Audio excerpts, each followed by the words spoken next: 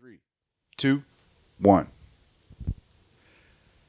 Hey folks, welcome to Bouncing Brains. We are here July 14th, I believe, 2019, episode 61. Pulled up to Freddy's house today and could smell the flower jizz all over the fucking place. We are in the middle of summer, y'all. I'm Sean Hatfield. And I'm Freddy G. I didn't smell any jizz at all. What do you think them flowers are, dude? What do you think pollen is, man? Yeah, bro, it's just flower jizz, bro. You know what? And bees get down with it, dude. We need the bees. Save the bees' life matter. See, that's why we always bring up birds and bees, because they'll involve you in their shit. Yeah. Exactly. They're like, hey, watch this. So let's jump into this dumbass little fucking story real quick. A$AP Rocky's the dude's name. Yeah. I've never heard the gentleman's music. Anybody here? A mumble rapper. He's one of the mumble rappers. No, he's not, dude. He's not a mumble rapper. Okay, he came on the scene before like the whole mumble rap thing. He's actually he's got some pretty cool music. Like I'm not sure if either of you guys have heard of anyone from the A$AP crew, A$AP Ferg, A$AP. Oh, there's a crew? Yeah, it's like a whole collective of like the Migos? Kind of. They got real fun fact real quick. I just want to throw it out there. The Migos, you know how there's three people in the motherfucker? Okay. Mumble rap elite. Okay, so it took me a long while. When I first heard the Migos, I thought it was like one motherfucker. And the reason I remember that is because the first thing I thought was like, who would name themselves such a motherfucking stupid ass name, the Migos? And then, like I said, it was months like that they had been out. It took me a while to find out that the Migos was three motherfuckers. And they all sound the same. Yeah. Well, they sound exactly the same. They're mainly like just do ad-libs like who, ha, who. Like that's the majority of their music. Is just making these like... Dude, honestly, I would not have an issue with a lot of trap rappers if fucking... They're not trap rappers. Just get that clear. No. But I'm saying, you're talking about they're all sounding the same, man. Like, that's my issue with, like, the majority of what gets put out as trap is, like... Not really, man. These motherfuckers are doing the same cadence, doing the same vocalization. Not really. If you listen to T.I. and if you listen to Jeezy, they're different. Oh, dude, that's all right. I know, technically speaking, you're talking, forerunners for trap, man. Yeah. But like, that's a different fucking thing, man. That's a different beast. I'm not sure how you guys feel about this, but I consider trap music anything that has a trap beat. You know, it's not necessarily the lyrical content. That's how it started out, man. Yeah. I mean, that's it's kind of like how you start off with heavy metal and you wind up with death metal. It's like they kept the name, but they adopted. It's almost like the guys that were looking at it were going like, "Oh, I'm gonna do this," and it's like you missed the whole fucking point, son. Yeah. Well, to give credit to the Migos, they were the ones that originated that sound, and I will that influenced come out, all these other like. I will come out and say this, and I will not back down from it, and I will take the heat. That's something I would not be proud of. Definitely. Yeah. No, but we were sitting around the studio one day. I was like, dude, I'm going to shove these cotton balls in my mouth. It's going to be dope. Yeah. Like, I would be more proud if, like, nobody in the world, like 7 billion people, right? Yeah. And nobody in the world would have figured out, like, anal sex. Oh, and dude. I would have figured it out. And then I go tell her, hey, Sean, if you fuck this chick in the ass, bro, it feels way better and way tighter most of the time. I would have fucking been proud of that shit. I could see that, like a monkey coming up to another monkey. Hey man, put it in the butt, bro. I'm telling you. And you won't get her pregnant, Sean. You know what I'm saying? Mm-hmm. So it's a good alternate for sex, non-vaginal sex. So yeah, man, that's not something I would be proud of, but that's a whole different story. But yeah, so that's what this dude does. No, he's not a mumble rapper. He came on the scene way before that became relevant. He's still. Where did he come out of? He's out of no, vagina. I know, but I mean, like, where was that vagina located when she dropped him? New York. That's where the whole A$AP mob is from. Right on. Yeah, and I have nothing against him. Some of the songs I don't like, but I'm a fan. I follow his musical career. I have nothing against him, but I'm a fan. Make up your mind, man. No, like there's some songs that I think that are just trash. You know, well, fair enough. And I like the collaborations he does with other artists. I'm a fan of lyrical content, so that's why I have a lot of. He's got pretty deep lyrical content. Or as far as where you can understand what the fuck he's saying. Yeah, you can understand what he's saying. You could actually like his rhyme and meter are like pretty legit, dude. They're like it's almost like he does like similar wordplay to like to Tupac and Biggie. Like he's influenced from all these 90s guys. The only thing that's different. See now, I'm gonna listen to him. Yeah, check him out, dude. This is the thing, though. If I listen to him, and you just said that, and if I listen to him and it's not, it's really gonna piss me off, bro. And I'm really gonna have a problem with it. No, I don't think. Because you know, I'm not gonna mention his name. Yeah. But some dumb fuckface told me the same thing about the kid with the colored braids. Yachty? Little Yachty? I think so. Yeah, no, that guy's mumble rap. No. That guy admits he doesn't know what the fuck. He's just like, dude, nah, man. The other one. What's wrong with you? The one in the commercial. The Sprite commercial? No. That's him. Yeah. No. Fuck it. The name's on the tip of my tongue. The rapper is in his name. Oh, Chance the Rapper? That fucker. They told me the same thing about him, that he was Tupac-like. Nah, he's not Tupac-like. And I wanted to go back and choke the fuck out of this dumbass. I mean, with all respect to this guy, that's disrespect. He's like hipster rap. Yeah. So I was like, no. And then I've never listened to him again. I mean, I like some of his songs, but he's not. And again, when I listen to music, even when it's rock, dude, if it's rock, if it's metal, I listen to lyrics. Yeah. Because my point to a song is you're trying to, whatever that message is, even if I don't agree with it, you're trying to deliver a message with some kind of substance. But if you don't have substance in your lyrics, and like, well, what the fuck are you doing? You know what I mean? I mean, other than creating a club banger, then to create a club banger, you don't need lyrics. You just need a dope producer and a dope beat, and you can say whatever the fuck you want on that in that fucking song. You know what I mean? Yeah. But I mean, I'm not with that like type of music. Again, this is why I don't listen to the radio, and this is why I don't listen to like the only rappers I listen to at the turn of the century. Or Eminem and Jay-Z, because they still count as rappers at the turn of the century. And turn of the century, I mean 2000s moving this way. Yeah, no, there's a lot of young guys that I fuck with. Okay. That most people don't. They're under the radar. So, but they're pretty good. You know another motherfucker that's really like under the radar, and to this day I feel that they don't give enough respect to, and I kind of see him on the lyrical playing field of like a Tech 9, Brother Ali. Brother Ali, bro. The only reason that they don't like this dude is that he's very political. Oh, okay. But he kind of tells the truth. I want to say this white guy. Yeah, he's albino, bro. Oh, he's albino. Is he black? Albino? No, he's albino. But I think he's German. Bro. That's him, bro. I like his style, dude. That's him. He looks like he looks like a white uncle. His lyrics and his cadence, bro. Yeah. Fuck, dude. But he's German, like he speaks the German. No. He's it's English. Oh. He's I don't quote me on that. I don't know if it's German but yeah, dude. He's like whenever you get a chance, listen to that song Uncle Sam Goddamn. Uncle Sam Goddamn. Yeah. Dude, that fucking song will strike a nerve. Hey, man, I think there needs to be more credit to these white rappers, bro. Because of his. I think Germans need to stop talking shit about the U.S., but that's me.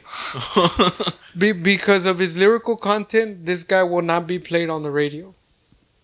He's never been. All right, you talking subject matter? Or you talking like lyrical choice, like explicit? Both. Okay. All right. Cool, man. Have you guys heard of this guy, Ritz? Yeah, I heard of Ritz. Yeah, dude. Yeah. This guy, I fuck with this guy, dude. I heard of Ritz. He actually did a song. No, I'm lying. He performed live with D12. D12? Oh, for real? Yeah. Yeah, man, I'm a fan, dude. I'm a fan of Ritz. I think I showed you one guy, dude, and I want to show Sean, dude. Like these fat rappers nowadays, dude. There's a lot of fat rappers popping up. Like when I mean fat, like they're fat, bro. Yeah, like, dude, we know about fat, fucking Fat Joe. No, but I mean, Fat no. Joe. No, dude. But this guy's fat though. Like, this guy's like fat, fat, bro. Like leg lock fat. Yeah, dude. No. What was his name that used to fucking rap with Big Punisher? There you go, Big Pun. Big Punisher, dude. And that motherfucker was huge. And it's like it heart attack at 27. So yeah, man. Yeah, dude. Like there needs to be... The guy looked like he was 42, man. Yeah. I think there's something with them being this big and having like their voice. See, but he works out. Oh, no, he doesn't work out. He's just working out for the video. This completely reminds me, and don't get me wrong, I do not condone the behavior, but there is a video from this dumb motherfucker from Austin getting fucked up and popping Xanax and then going on a high-speed chase while he fucking like Facebook live feeds the whole thing. Who the fuck is this, dude? It's this kid from fucking I swear to God, man. Look up, or not San Antonio, Austin, man. Look up drunk high speed chase Xanax, Austin, Texas. Is it on YouTube?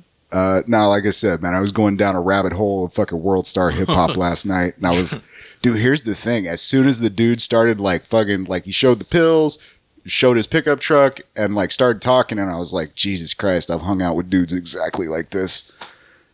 This looks like he looks like one of those dudes that fucking roofies himself at parties. You know what I'm saying? Yeah.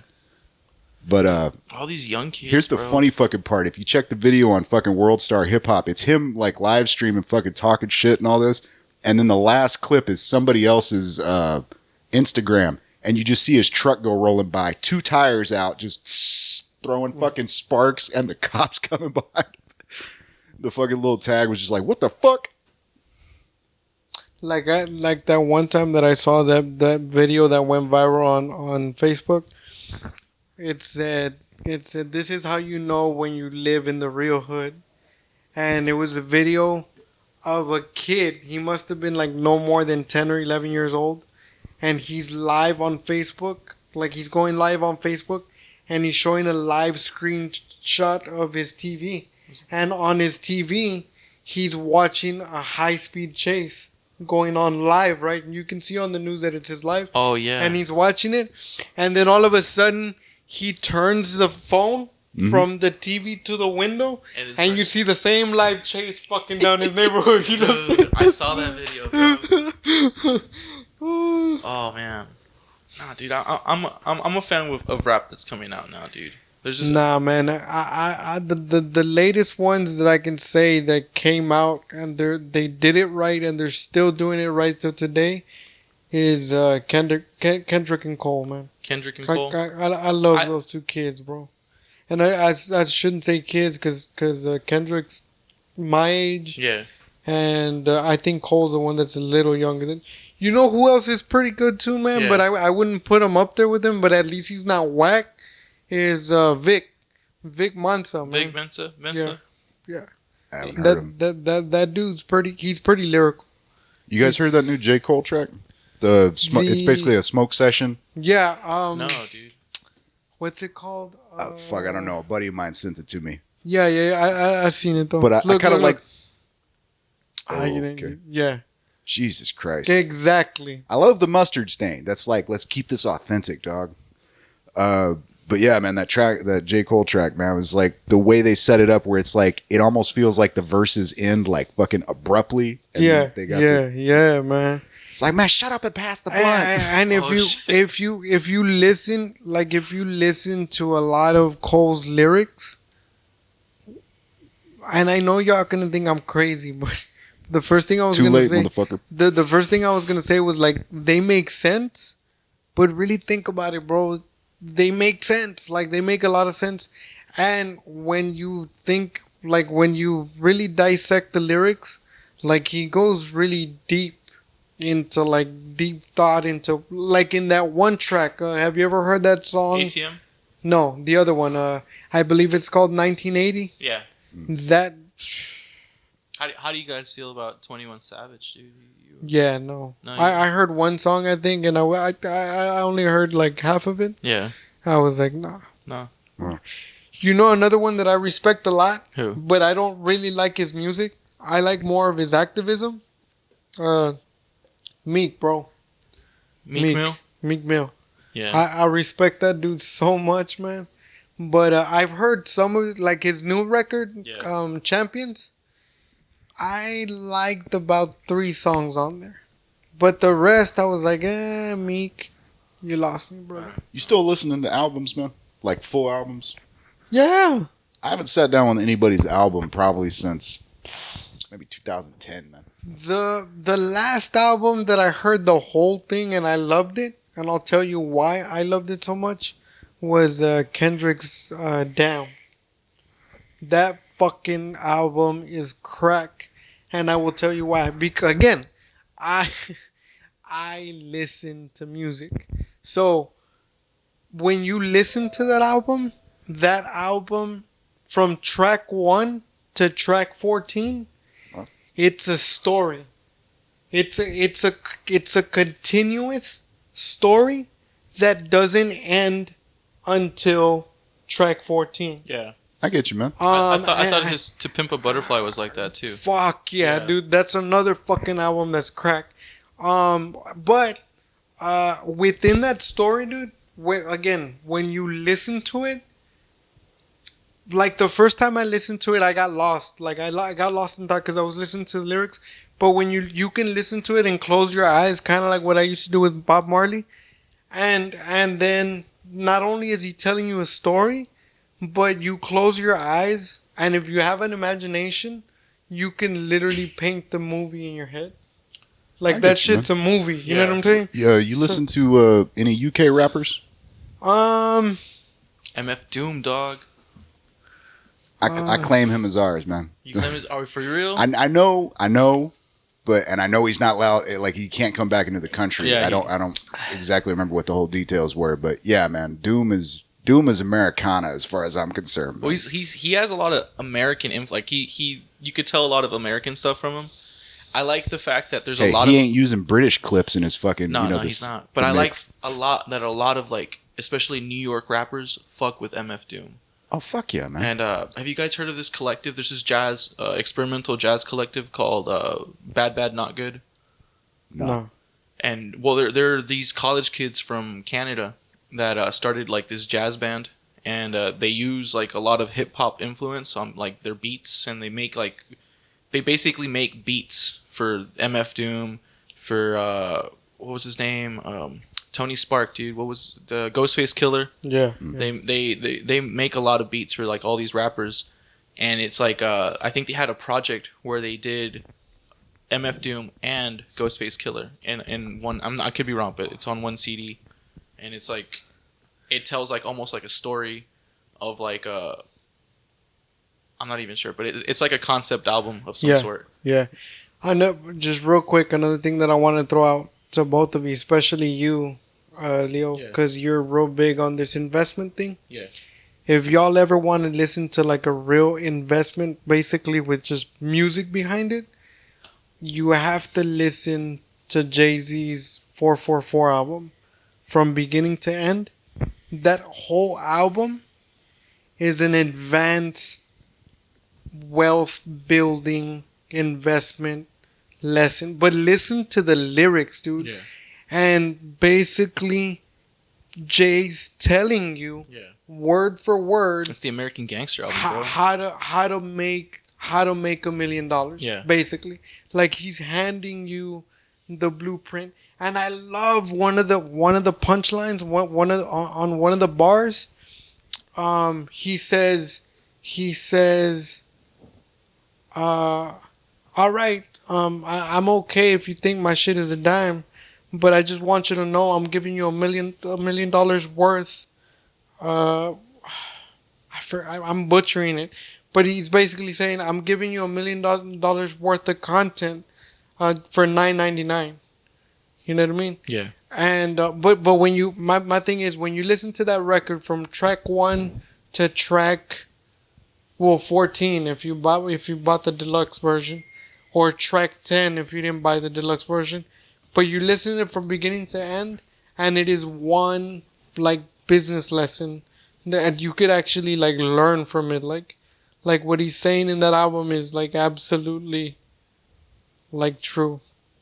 I found myself thinking about that the other day, man. Like I don't even like. Oh, and he gives marital advice on one track. Yeah, dude. Yeah. That's what I was gonna say. I don't even like really when I think about Jay-Z anymore. Like it's not like rapper. I just like impresario.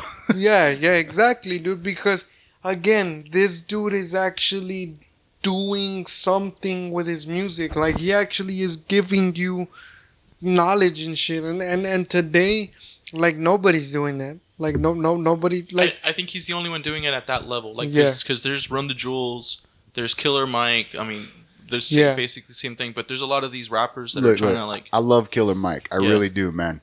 You're not gonna find too many life lessons in the lyrical content, man. Not in like Killer Mike's. If you listen to his interviews, fuck yeah. Man. Yeah, dude. But like his Run the Jewels stuff. that Joe Rogan podcast was pretty good. Dude, he doesn't even go in deep on. If you watch some of the stuff he's done with like Charlemagne. Oh and, dude. When he came on to the Breakfast Club. Yeah, dude. He started going into like the banks down there in Atlanta and the way they were setting up some of these co-ops. Yeah. But he brings up a valid point, dude. There's nobody out there trying to teach these people at lower levels how to like get rich, you know, or what their money could do for them. Another thing, bro. Yeah. Fuck, dude. And I mean, I know that even if we had speakers, we can't listen to it because we're on YouTube. But the story of OJ, the story of OJ, bro. Fuck yeah, bro. That track, Jay's basically telling you that racial inequality. Not only is it okay, but it's needed. And he explains to you why. And then when you listen to it, again, I'm not saying I agree with it 100%. Right. But when he explains it, it so ironically makes sense. It's like, oh, I can... Like, I'm not saying I agree with it, but at least I'm like, oh, okay, I can see why you would say that. I get you, man. But yeah, and then that, I'm telling you, dude, that whole fucking album's crack. The Legacy track too, on like why that Legacy track is like why everybody in the world when you're born or when you're here, like you serve a purpose, like you're here for a reason. You have to find your reason and you have to serve your purpose because that's what you're here for. And if you don't do that and you live your life without fulfilling your purpose, you're being selfish. And it's about your legacy. I'll not lie, man. And maybe it was because I came out of like the whole conspiracy theory, fucking paranoia type of shit when I really started like thinking about this shit. But like I am curious how far into that whole like thelemic, Crowleyan shit he actually got, man. I know for a while there he was rolling around with like t-shirts that said like, what was it? Not do as thou wilt and all that shit. And what I mean, going with the t-shirt shit, like I seen Jay in a couple of simple t-shirts, but when I found out what he was wearing, like what that simple t-shirt was, I'm not gonna lie, man, it pissed me off. Which one are you talking about? The regular black shirt that looks exactly like this, but it didn't have a pocket, but it looks exactly like this. And I looked it up, and it cost $700. Yeah. Yeah, I was hey, like, man, once you have Jay-Z money, bro, no, $700, dude. No, still. Dude, that better be hand stitched by like a fucking. Yeah. No, but I think at that point, dude, you're able, like as Sean says, you're able to invest on like the quality of it, and you're able to like not like provide money to causes that you're not agreeing with, and if it costs you a little extra, it's a shirt. Yeah, it is, but it's his money. So if he wants to buy a shirt like that, bro, that shit better be like a 3,000 thread count or some shit. Like, yeah. It's like I want to know how many stitches you used. And how it was stitched. And I want to see the tears of the woman that put that shirt together. Exactly. Yeah, and like Sean said, that fucking shirt better be handmade. Yeah. like from top to fucking bottom. You know what I'm saying? But see, that goes to what I was saying, man. Because like I'm genuinely curious. Like I don't get me wrong. I know a lot of people start hearing shit about like some of the like the Crowleyan philosophies, and it's essentially Luciferian, man, which is not the same thing as Satanism. We can have that discussion. Satanism is the demon. Luciferian is almost like atheistic. Well, it's basically the arrogance idea. Yeah, it's like it wasn't.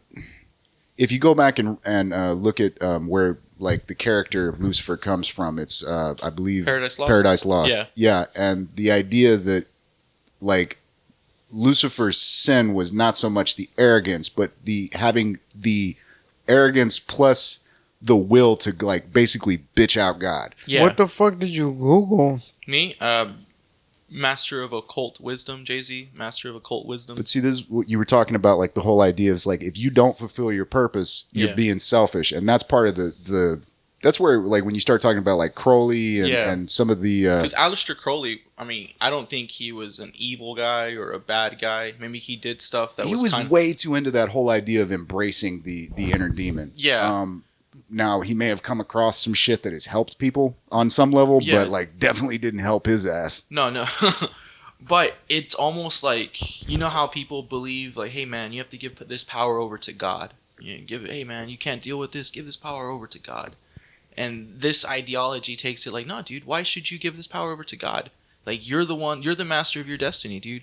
I mean, if you can't do this for yourself, how are you going to expect someone else to do this for you? Now, to be fair, that's a little closer to LaVeyan Satanism. That's not... I thought it was the same thing. The LaVeyan, like, LaVey pretty much took that idea of the selfishness and, like, basically being your own master of destiny shit, but he left out the bit where Crowley most definitely believed in a higher power. He just believed that the higher power wasn't necessarily on your side. Yeah. Oh, they're going to pop. I already took them out. Oh, okay. Yeah. Can't be leaving cans in the freezer, yo. There's one thing that you kind of a little bit left out with what you said about you know giving the power to God, and I understand if you may not know this is completely understood. Yeah. Giving the power to God, what they mean is like put your faith in God and He will help you through. The thing that the most important thing that people leave out about that statement is that people also forget that if there's no actions behind that, like nothing will ever happen. It's like I hate to hear people when you see somebody in need, right? And they're all fucked up in some reason. And in some way. And people go up to like Christians and believers and stuff. Right. It's like, oh, don't worry, but things are gonna get better. I'm gonna pray for you, Sean. And like praying for the person is fine, but it's like they say, like prayer without actions is dead.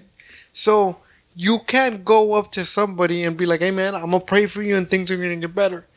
But if you don't walk over and you're like, hey man, you're going through a shitty situation, I'm gonna pray for you, things are gonna get better. But here you go, $20. Guess what I got? I hope you can help yourself out. Like that's what I mean. Yeah. Like there has to be an action behind your thoughtful or wishful thinking. Well, dude, I'll go this far, man. By all means, if prayer is part of your practice, by all means do it. I think it's a great way. It's kind of like meditation. You get to go down the checklist. Okay, what am I praying for? This is the shit that's important in my life. Don't fucking tell people you're praying for them. What the fuck is wrong with you? That ain't for them. That's for you. Yeah, dude. Like that's almost like telling you, "Hey, man, I did this good thing for you. Now I want you to thank me for it." Well, it's like walking up to some chick and going, "I jerked off to you." Yeah. It's like, what the fuck? Have you guys read anything on Friedrich Nietzsche? A little bit, man. A little bit. Well, I read like probably the first half of Thus Spake Zarathustra, which was the wrong place. I understand now to jump into that. Yeah. Well, he has several books. I think there's even one that right here where he talks about how God is dead. He doesn't necessarily says that God is dead, but he says that he mentioned that people put so much like faith and reliance on God that it's almost like if they're like all this pressure that they put on God, and then whenever God doesn't fulfill, They're resentful. They're resentful, so they end up killing like this ideology of God that they have in their head. You know? Well, that kind of goes to that the Buddhism quote. I can't remember which school it's from, but it's like, if you meet Buddha on the road to enlightenment, kill him, because like all he's going to do is slow you down. Like it's like, you already know who Buddha is. You already know where the path to enlightenment is going. You just need to keep following it. Stop distracting yourself. Yeah, and yeah, dude, exactly, man. Like the purpose shouldn't be to like have this person do this for you. It should be almost like, because Nietzsche wasn't completely against God. He didn't like the way religion was going. Like at that time, a lot of people in Russia, I think he was Russian. A lot of people in Russia were Catholic, and they were almost to like, hey man, our life sucks, but you know what? We're gonna go to heaven. You know, it's okay if our life is shit now, because we're gonna go to heaven. And he was completely against that. It's like, no, dude, you have every bit of power to make your life whatever you want to now. In fact, God gives you the tools to do that, but you're not taking advantage of it. You're almost being like and you that's said, actually selfish. like a wrong mentality to have. It's like, it doesn't matter. We're gonna live our life here. Yeah. I'm gonna go to heaven anyway. When like the Bible specifically tells you that that's not the way that it works. The other misconception that people have about the Bible, they actually think that if you live a life doing all these good deeds, that it makes you a good person, and you I mean, well, it states in the heaven, Bible, right? that you can't go to heaven on actions. Exactly, and that's exactly what I was going to say. But that's like my beef with the Bible, dude. Like, I embrace all. I think all religions play some part into like the meaning of life, you know. But I hate that some of these Bibles, some of these texts on religion, are like so vague that it can be interpreted in many ways. And you also have retranslations. That cause like some. Well, one of the reasons the Reformation in Europe was so violent as it was because once people got their hands on a copy of the Bible and they were like, wait a minute, this says we should live well on earth too. You know, immediately you're going to go fucking find the local governor and string that motherfucker up by his junk. Yeah. Or, I'm sorry, not the bishops, the archbishops. Find one. Look, that fucker's got a colorful robe. Get him. But yeah, I think that's an issue we're still kind of fighting with right now. With that's one of the reasons I'm fascinated by the people that kind of don't talk about it, but like you can clearly, like Jay-Z, where you can clearly see like, I kind of know what the fuck you're reading, but I'm curious to know how you're implementing that in terms of how are you like actually bringing that into your life in a useful fashion. Like. And maybe I should clear this up. Like, as far as like a business magnet and like a business idol, like Warren Buffett is my ultimate business fucking like idol, I guess, if you want to put it that way. But Jay-Z's up there too, because of their business. What I was gonna say was, I don't completely 100% agree with everything that Jay-Z says or does. I don't. Just like I didn't agree with everything that Obama did. But all I'm saying is that at least these two human beings, kind of like what you were saying earlier, they did what they could in the most positive way with what they were given to work with. So at least you gotta give them credit for that. Yeah. For example, I hate that till this day there is conservatives, and I'm sorry, I gotta say it, because it mostly comes from conservatives. When they look at Jay-Z's fortune, oh yeah, he's a billionaire, but he used to sell drugs. Okay? See, and to me, I would be so fucking proud of that. You know why? Because I'm showing you that at a point in my life, yes, I was a piece of shit. I used to sell drugs, but I'm showing you that you can turn your life around and be different and learn from your past mistakes. I just don't like when people want to pin you to a certain stigma because of what you did when you were 19 years old or whatever. Well, like people change, people evolve. Same thing with Obama. He became president of the United States, and what happened shortly after that? Everybody in blogs and their mamas started posting pictures of him smoking weed. And I would be proud of that too. Because, hey man, marijuana has a real bad stigma to it. But I still became president of the United States. Well, here's the thing. I will give... I've got issues with Obama politically speaking, but I will give the motherfucker credit for this, man. He's one of those dudes that, like, if you go back and... I mean, not to say that he wasn't thinking deep as a younger man, but he was fucking around a lot too. You know what I mean? But who wasn't? No. I understand that, but do we all forget that George Bush was a cokehead? But I'm saying, oh yeah, fuck Bush, man. But I almost got in a fist fight with a relative of mine because I thought he was gonna say I almost got in a fist fight with Bush. You know, Secret Service tackled me about 100 yards away, but still, no, a relative of mine back in 2004 when he was running against Kerry, because dude's my relative's a Marine veteran, Vietnam veteran. So like his only goal in life is to live long enough to piss on John Kerry's grave. Like that's a stated goal. I'm pretty sure that's it down in his dream journal or whatever. But dude, we're in a car. And this motherfucker's in the front seat. I'm in the back, and like my uncle was a shit starter, and he was like, "So you're 18 now, Sean. Who are you gonna vote for?" And I was like, well, not Bush. And fucking like all of a sudden we start getting into this back and forth, and he's like, Kerry's a fucking traitor. My cousin or whatever, he's like, Kerry's a fucking traitor to this country. And like, I'm like, yeah, but at least he wasn't in Alabama doing coke when he should have been in the fucking state guard. And he was like, just kind of quieted for a bit. Yeah, unfortunately, my uncle opened his mouth again and was like, oh, but what about this? And we were both like, shut up, Mike. I'm gonna tell you this. I'm a bigger fan of Bush out of office, like post presidency, than I was when he was in president. All I know that he's done since he's been out of office is he wrote a book, and that's about it. He started watercolor painting. But he most of the watercolor he did watercolor paintings for the troops that died in Afghanistan and Iraq whenever he sent them over there.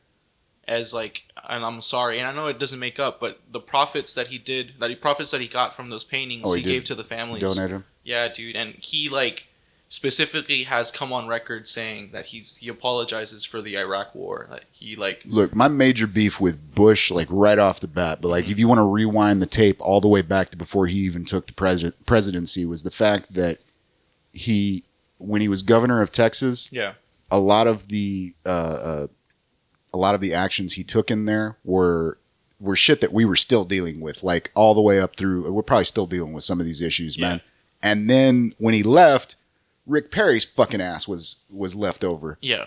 And I'll be honest, if you want to, like, of all the pieces of shit that Trump has appointed in office, I mean, Bolton can go die in a fucking fire. But the fact that anybody would look at Rick Perry and go, I'm gonna put him in charge of some shit, is the dumbest fucking decision. Texas government. As a Texan. Texas government-wise, who do you think was the lesser of two evils, Bush or Rick Perry? I think Bush actually knew what he was doing. But no, Bush, and I disagree. Yeah. Did you ever hear him talk when he was governor, though? Yeah, I believe that Rick Perry was evil, like he was evil, and how can I say this? And Bush was too stupid to be evil. So I would have chosen. No, he's not. He's not a stupid man. No, that's not. Here's the thing. I don't know what. Listen to what I'm saying though. He's not below IQ retarded. It's not what I'm trying to say. But he's not a. I've never considered. You don't think he's a Machiavellian type of? Yeah. I don't. I've never considered Bush Jr. a very bright person. He's. Dude, go back and listen to his speeches, bro. He said some of the most ridiculous shit in the world, dude. That's the thing that always confused me. Bush. Like what you said, Trump takes the cake. Yeah. But Bush, dude, if you go back to listen to some of his speeches, he leaves you like in front of national fucking TV.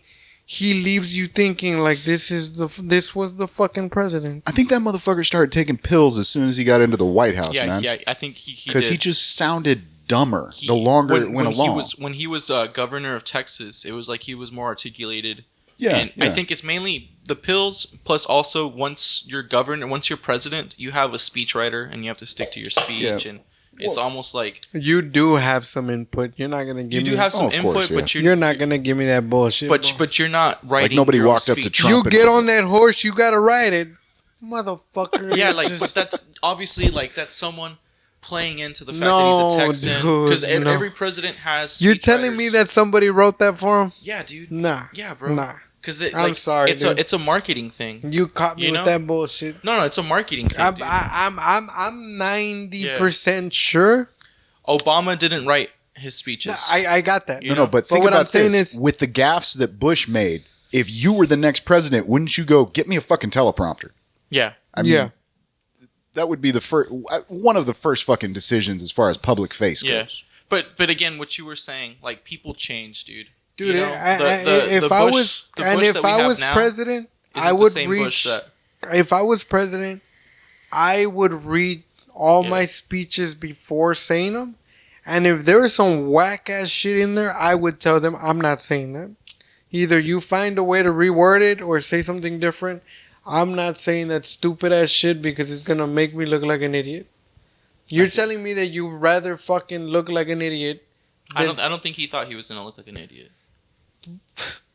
You get on that horse, you gotta ride it. Really, when the fucking tower just really. I think. Well, think about it in the stigma that and the state that the country was in at that time. Exactly. It was almost like I think they coerced him, or maybe he himself thought, you know what, I need to give the country a pep talk. And it's like Obama had a couple of those, not outright, but that's like. You're picking I was gonna say name one. You're picking on the words that he's used. No, he's had pep talks for the country. I'm saying not meaning like stupid jargon. Oh, okay. Well, everybody's been trying to do those fireside talks since fucking what's Eisenhower. Yeah. But if you're fighting on the vernacular and the words that Bush played, and not on the ideas that he was portraying on his speeches. Then you should be focusing on the ideas. Yeah, because the words that he uses and I completely are part of it. But like, I completely agree with that, 100%. Because you're absolutely like most people give him shit for saying Al Qaeda wrong. He's like, motherfucker, this is a foreign What does that have to do with anything of intelligence, dude? No. That was the problem. Even if he had good ideas, but honestly, he was bad at fucking getting those across. Like another thing, man, that I really had a problem with. Again, on national TV, the president of the United States of America said openly that the worst thing about his presidency was when Kanye West said that he didn't like black people. Really, dude? So, like, the war had nothing to do with it. Like, 9/11, like, was not. The worst thing in your fucking presidency was that one dumbass rapper told you that you didn't like black people. Now, my question to that is, do you really think that's logical? That he hates black people? No, man. Or that was the worst thing? That was the worst part. I can almost see it in the sense that, like, that was a personal, like, somebody, like, called him out by name and said, this is the message we got from you as a president. And, look, you can think whatever you want about the dude, man, but he's clearly got, like, he seems like a sensitive soul.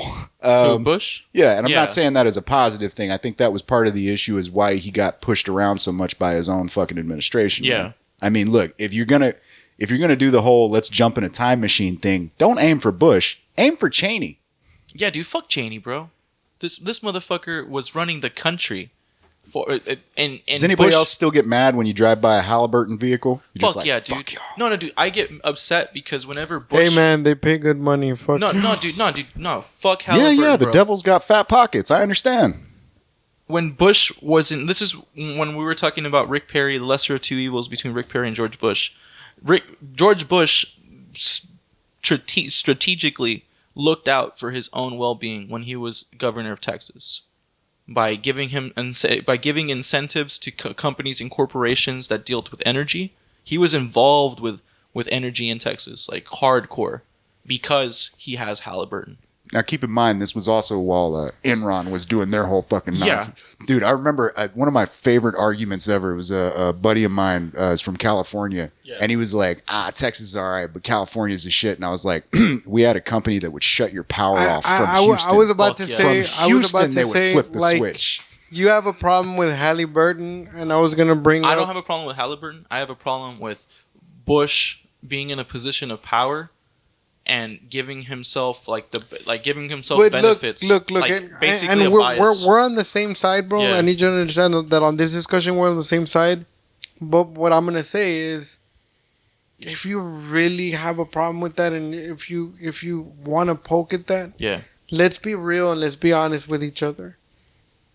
Every single president, but this was government level. I mean, this was local, like state government level. Okay.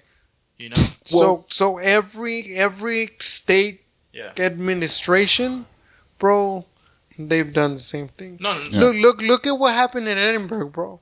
What just happened like fucking 2 months ago, and now the wife and the fucker they're going to prison. Good. You know what I'm saying? Exactly. I'm not defending them. But I didn't see any of the things that happened to the mayor of Edinburgh happen to George Bush Jr. You know? Again. Like, at least those people were punished and dealt with. George Bush.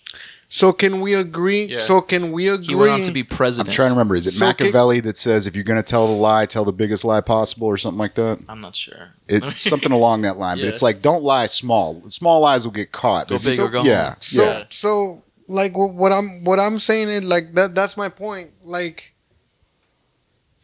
they've like we're on the same same side. Like you should be punished, and we can both agree, or maybe all three of us can agree that this is exactly why inequality exists. And inequality is gonna boil down to what you said earlier: who's got the bigger pockets? Yeah, and I honestly believe that inequality is always going to be a thing that we're going to have to deal with. But whenever Rick Perry was in office... I came to realize that when the Casey Anthony trials. So I'm not letting that go. Fuck y'all. Well, y'all familiar with the Casey Anthony? Yeah, no. I hope she dies screaming, but whatever, man. Shit, the thought was right there and it fucking slipped away from me. But to take it back to Bush being, kind of mindful of the state, I'm still not a fan of Greg Abbott. Yeah. Like, that motherfucker has done some shit that just, like, when he took that picture with those fucking kids, like, in wheelchairs and shit, and he was sitting in the nice little governor's seat, and it was like, somebody had to lift you into that chair, you fuck. And then it was that stupid fucking bill where it was like, these kids have to take 52 different pills before we'll let them use CBD. I know, dude. Did you know that there's people... I want to talk about the CBD thing, because... yeah, I do too. But we'll touch on that later, because this is fucking crazy. By the way, just to wrap up that last thing, A$AP Rocky got his dumbass thrown in prison for fighting a dude in the streets of Sweden. Stockholm, was it? Yeah, Stockholm. Hey, man, but to be honest, he was defending himself. He probably shouldn't have gone as far, just thrown the guy and run away. Like you said, let your bodyguard handle that shit. Yeah. Give me 2 minutes. In 2 minutes, I'll explain my point. Go ahead. You got the floor. I get it. You're a fan, whatever. You're my fan if you're famous, whatever. My problem with that whole thing, I'm not a fan of the guy. You're talking about A$AP Rocky, yes, right? Yes. Okay. I'm not a fan of the guy, but this is my problem. If I was famous and if I was a celebrity and if I had money and shit like that, I'm not going to give anybody notoriety, because now that kid is going to be known by the kid that got his ass whooped by A$AP Rocky. And this is the part that hurts the most. I mean, or that would hurt the most for me. Now I'm going to give you money for no reason. And that's what I have the biggest issue with. Now, this is the thing. This is what I wanted to tie it into. That's why if I ever start making that money, and if I'm ever in the public eye, one of the first legal things that I'm going to go do is I'm going to fly to LA and I'm going to go talk to the game. And this is why. I'm going to ask them, hey bro, can we split the bill between your legal team and can we share them? because what a lot of people don't know, Game has been charged with, I think last time he said, 26 assault cases in the last 3 years, I think. In all 26 cases, other than his legal team, he has never coughed up any money to the to the people suing him. Yeah. So all I'm saying is, he's got a damn good legal team. So if he's and I don't know what, I only know of one of the cases. This dude at one of his concerts, he socked the shit out of a female at a she jumped on stage and she tried to grab his chain. Yeah. And when she grabbed it, she was a bigger woman, so he couldn't really get him up. So he just like socked the shit out of her. So I was like, "Ooh, fair play." So I was like, "Ooh, this guy's going to jail," so on and so forth.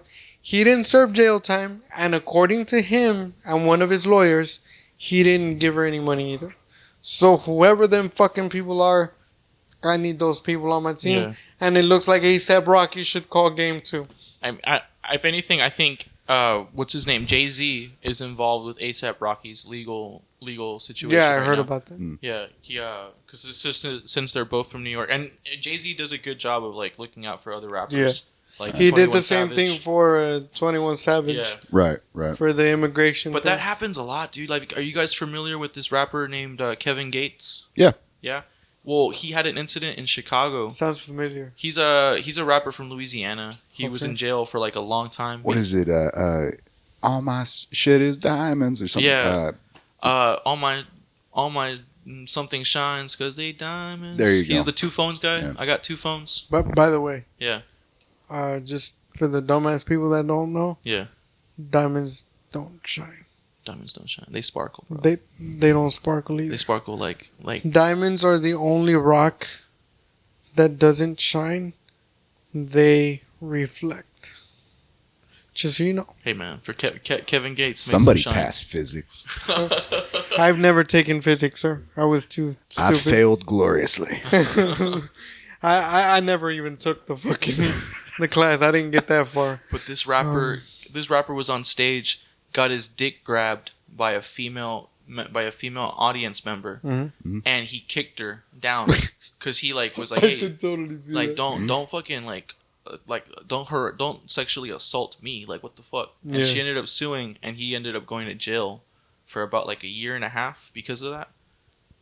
So it was pretty. I mean, he had other charges too. I think he had like a gun charge that he had in Texas that they added on, and stuff like that. But fucked up, man. I will give that to them Louisiana boys, man. They tend to stay true to the roots. yeah, they do, man. They do. I mean, I'll be out that little peroxide haircut he's got going on right now looks funky as fuck. Oh yeah, dude.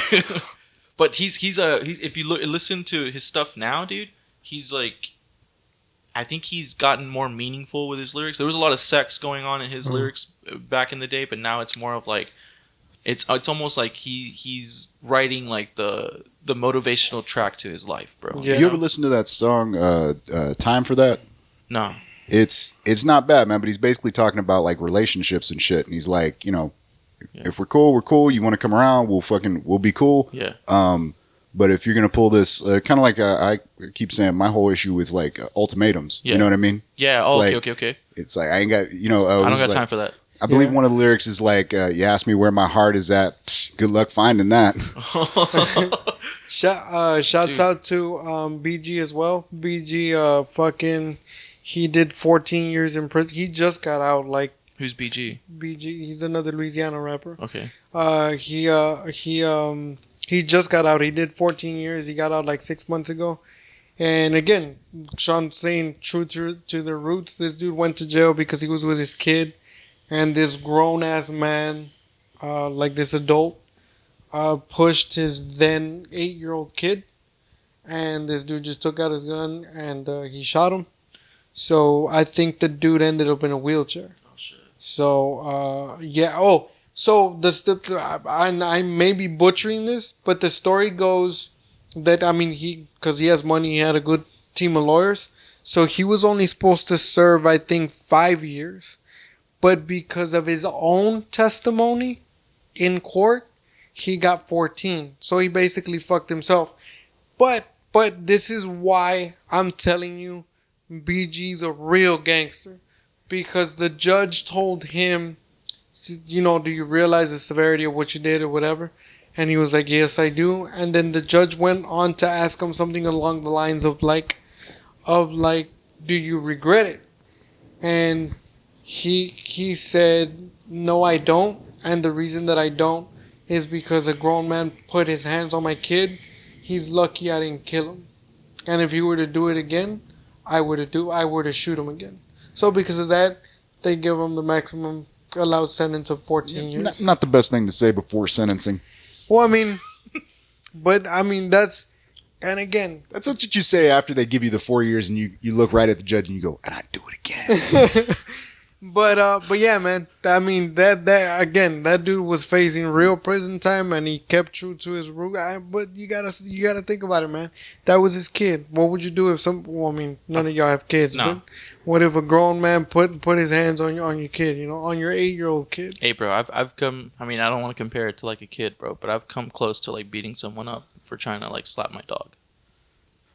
Dude, would you shoot him? Fuck yeah, dude. If you put hands on my dog, dude, and hurt my dog, no, man. I saw the stupidest fucking video the other day, man. It was some fucking bullshit street fight, somebody arguing over a Facebook post or something, and this like 18-year-old girl like fucking shoves this little 6-year-old like by her head because she's trying to get at her sister or something, and the kid comes and is like, "Stop trying to fight my sister." And she's like, "I don't get." She's doing the whole clap thing. "I don't give a fuck," and she just pushes this kid out of the way, and they continue arguing about the stupid thing, and I was like, "Dude, that's free pass.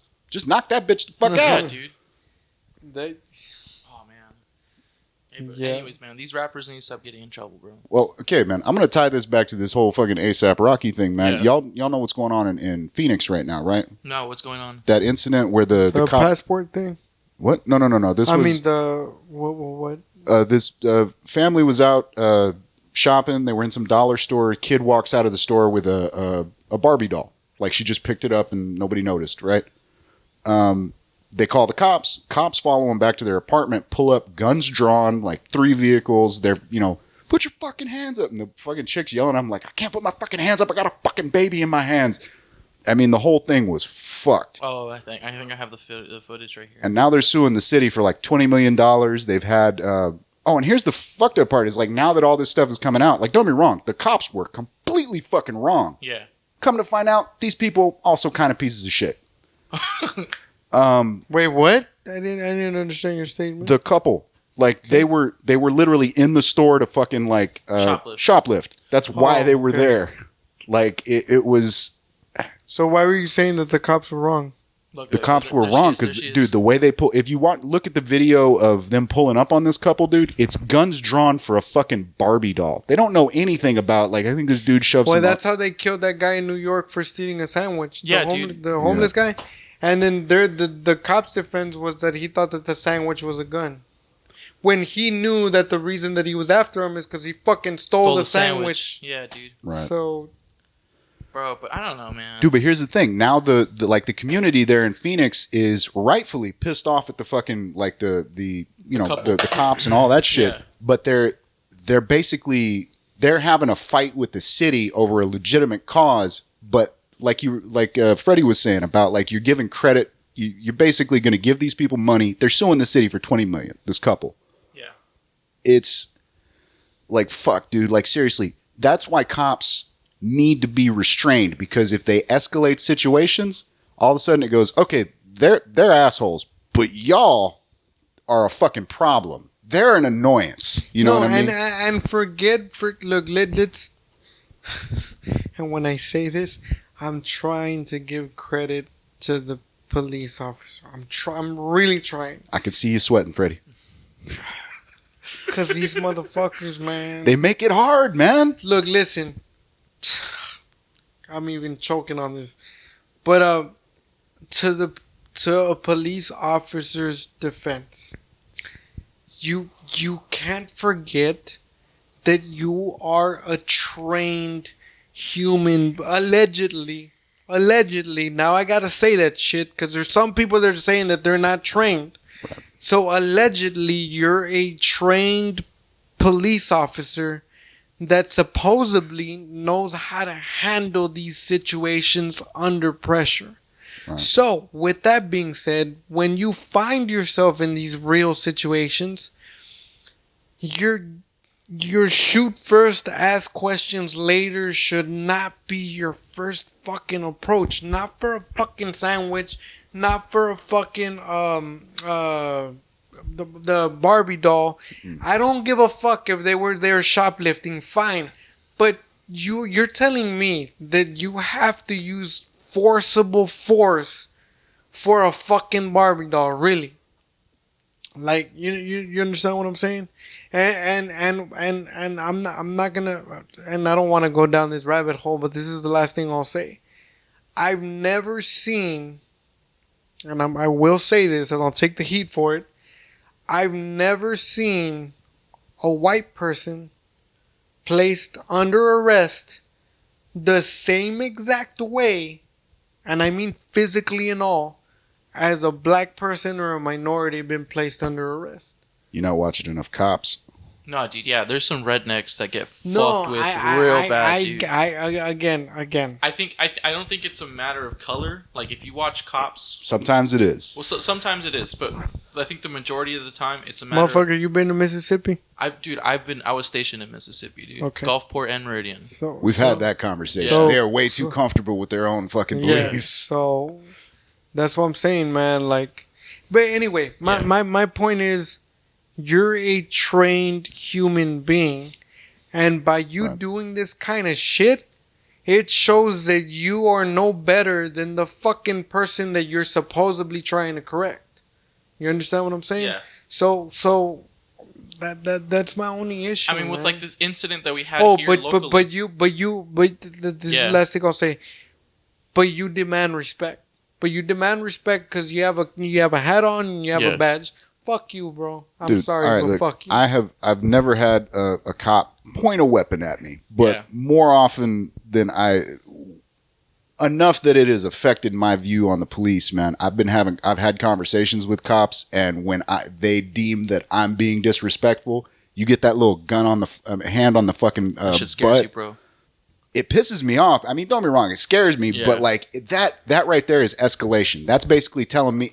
You're telling me, oh, I've got a weapon. It's like, okay, well, then if I got to fucking attack you, I'm going to have to kill you.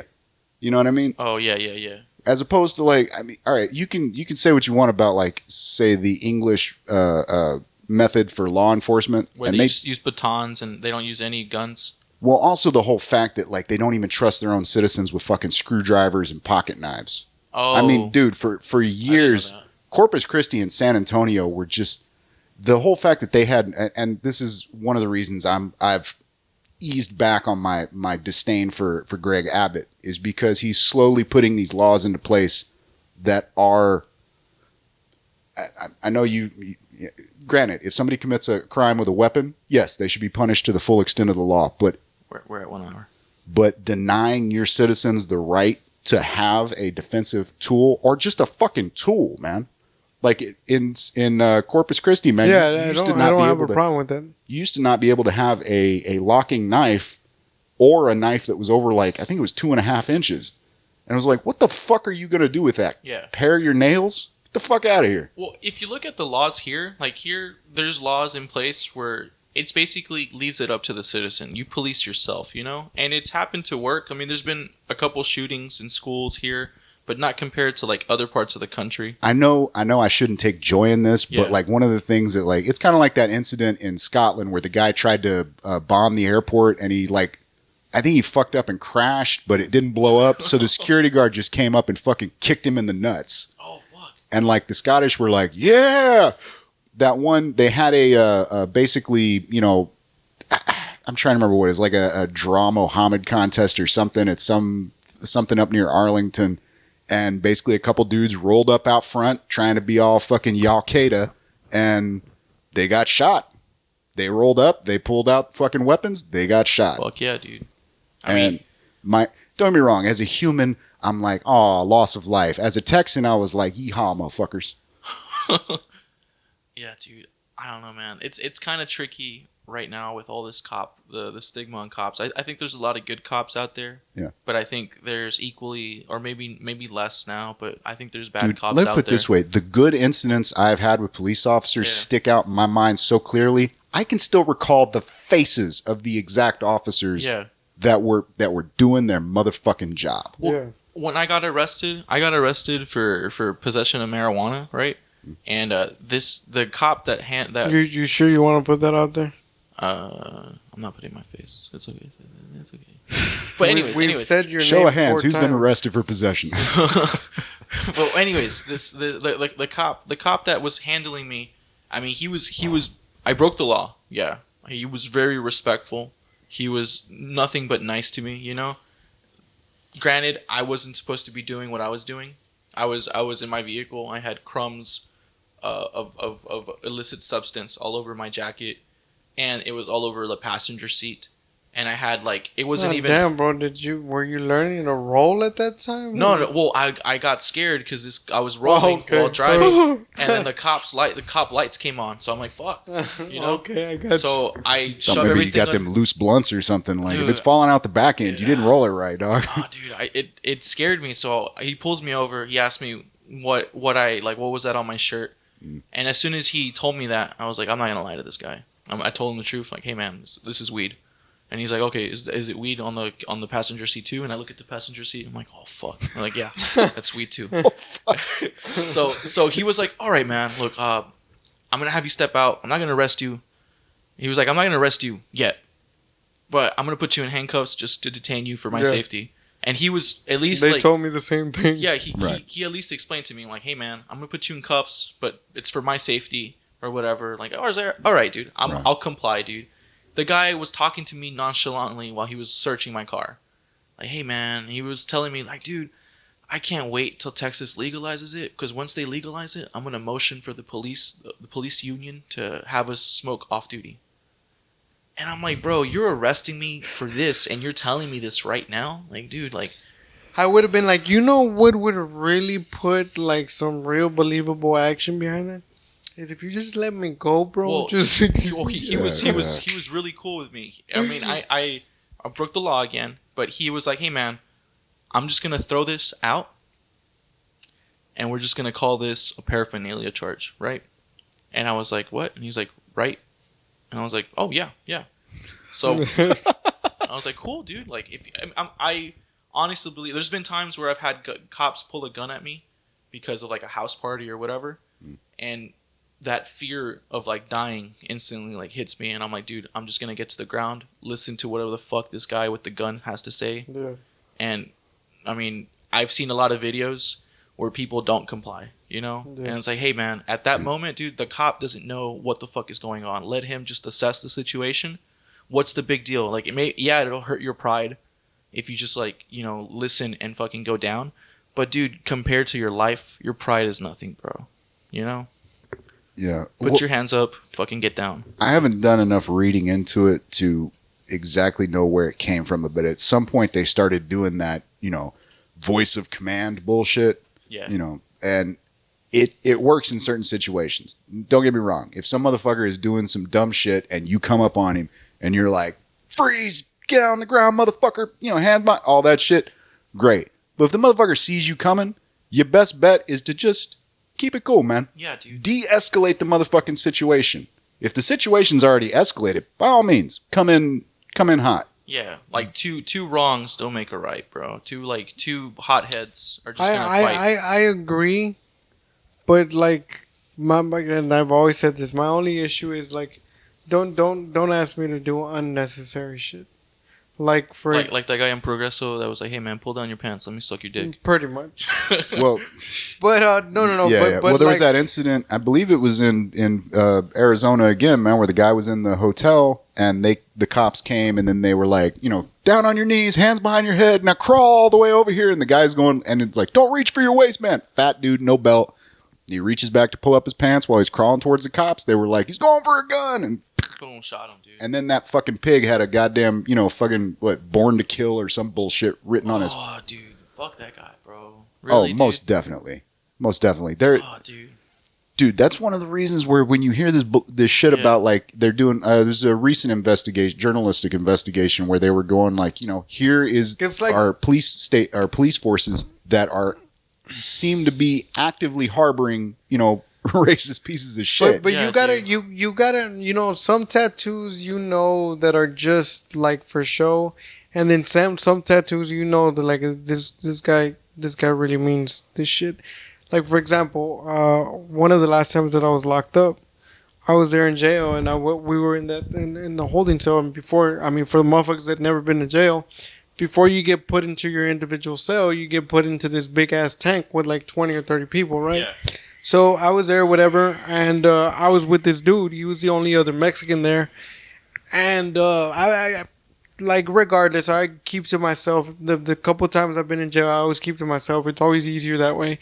But this guy was sitting next to me, and we were talking or whatever, and he was cool. He wasn't being disrespectful or anything. So then this guy comes in, and he was a big dude. He must have been like 6'4", 6'5", white guy, 350, 365. And he was like the size of the fucking door, you know what I'm saying? He was huge, and he was bald. And right on his forehead, bro, he had tattooed, God is white. Right? So he's walking in, and I'm sitting there, and I'm with this dude. And the dude leans over, the dude that I was sitting with, he leans over to me, and he's like, hey, man, do you think that guy knows that Jesus was Jewish? And then I was like, hey, bro. I lean over back at him, and I was like, hey, I don't think so, but you want to let him know? And I was like, nah, I think we're good. Sir, can I talk to you about the chosen people? Yeah, man, but that was some people have some stupid ass tattoos, bro. Yeah, bro. Tell me about it. Yeah. Like that guy's picture that went viral. The tattoo on his chest. No regrets. Yeah, no regrets. Oh yeah. No regrets. No regrets. I've seen regrets as well. Regrets. No regrets. Dude, I had like in that movie, We're the Millers. Yeah. No regrets. Yeah, man, that's what I live by. No regrets. So you have no regrets. Not even a letter.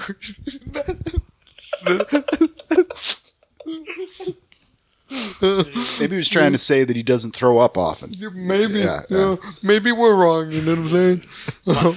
Speaking of tattoos, man, that go horribly wrong. My uncle, no, not my uncle. This guy that I met at a like 12-step meeting, who was in jail, he was telling me that when he was in prison, there was this known gay guy in his cell block who was like, his hustle was like selling himself. So he had saved up enough money to get a tattoo from the local tattoo guy there. And he was telling him, man, I want a phoenix, like, on my arm. I want a phoenix coming from the ashes. All this detail with the wings wrapping around, going into my shoulder, to my back shoulder, to my front, like, chest, you know? Yeah. And the guy was like, yeah, I'll do that, dude. So giant dick. Yeah, dude, giant dick with wings. And the guy started fucking crying, dude. The gay guy was like, fuck. And he's like, that's what you get. Like, that's what you get for, like, doing what you do, man. I was like, bro, that's fucked. So I'm not against you sucking dick, but charging for it. That's unnatural. Yeah. Damn, bro. Yeah. No, he basically told him, like, so now everyone knows how you're going to get, like, now everyone knows how you got this tattoo. It's like, you got it with dick. Yeah. On that note, yeah. I will say something.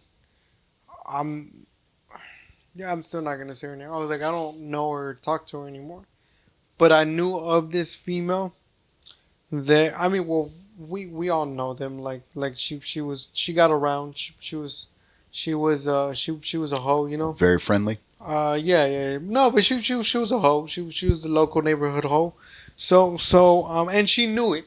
Let me tell you how I know that she knew it, and not only did she know it, she embraced it. So. Applications here? Something like that. So this, you know how people, especially women, they get tattoos of like flying butterflies with flowers their pelvic area. That and in the back. Yeah. What is it called? The tramp stamp. Yeah, the tramp area. Yeah, and when you do that alone, like the first thought that you get is like this bitch is a hoe too, right? But this chick had a tattoo of the same shit, like the butterflies, but they weren't butterflies. Well, I mean they were, but the butterflies were little dicks with wings, and then like she had upside down dicks pointed towards like the crack, and then she had a little bigger dick with a flower and wings like right down the crack going towards her asshole. And like we used to always ask her about it, like why do you have that? And she was like, oh, just because I like it. I was like, oh, so you like to advertise and shit. She was like, well, it's not really advertising because her biggest argument was like, it's not really advertising because it's not like I fuck everybody. And we were just like, I mean, there is other countries you've never been to, but you know. That's when you should have taken a poll right there. It's like everybody standing here. Who's yeah okay. Yeah, all right, we're good. But like I did say that, cause I mean we all knew, right? And I looked at my other friend, we looked at each other, and then we looked back and we're like, well, you know, we get it. There is other countries, so I mean we get what you're saying. Yeah. No, but I've had friends. I've had, you know, not to that. Don't get me wrong. I've got some friends with some stupid ass like fucking naked ladies painted on them and shit like that. But I've got friends that got like tattoos that they were like, this is the shit, and then they ended up like doing some time and they were like, I totally regret these. Yeah, dude. Yeah, bro. I feel like that with half my tattoos.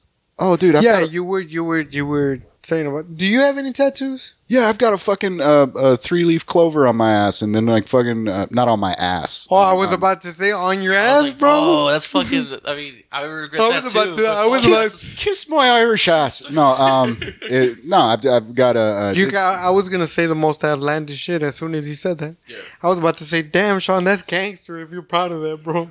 No, I've got one set of tattoos that like fucking it's a cannabis leaf and a 3-leaf clover. And I remember getting the damn thing. There was a biker sitting in the chair next to me, and like the guy tattooing me. First of all, like I respond oddly to pain. I laugh. Yeah. So I'm laughing and shaking. The guy goes, "You don't stop doing that, I'm gonna draw a giant dick on you," which was. Oh my When god! he said that, I was like, But he's like, so what the fuck is this supposed to mean? And the biker sitting next to me, he goes, Leprechaun's lucky stash. Let's go with that. Yeah, that works. That makes sense. Technically speaking, it's weed and whiskey, but that's another story. Hey, man, that's. But not like there's a bunch of fucking like dumbass tattoos that like fucking people just want to adopt symbols and shit. And man. Like, first of all, I don't understand how the fuck the Irish became white supremacists. Fucking most white people thought they were fucking Asian for like 200 years. And it's not a problem. Like, well, at the beginning, I used to take it as a problem, but like I have a tattoo on my stomach. Like it's pretty big. It takes up my whole stomach. And I used to hate when people used to look at it. And they were like, "Damn, bro, that's a badass like tattoo of the Virgin Mary." And I was like, "Motherfucker, that either go back to religion school or pick up a book or something. That's not the Virgin. Who is that?" And I was like, "Bro, it's an angel. Do you not see the big ass wings behind her?" And I mean, my tattoos are very detailed, so it's not like you can't tell that they're not wings. I mean, now it doesn't bother me much, and it doesn't happen as often because I don't know if it's because now I'm more around visually smart people.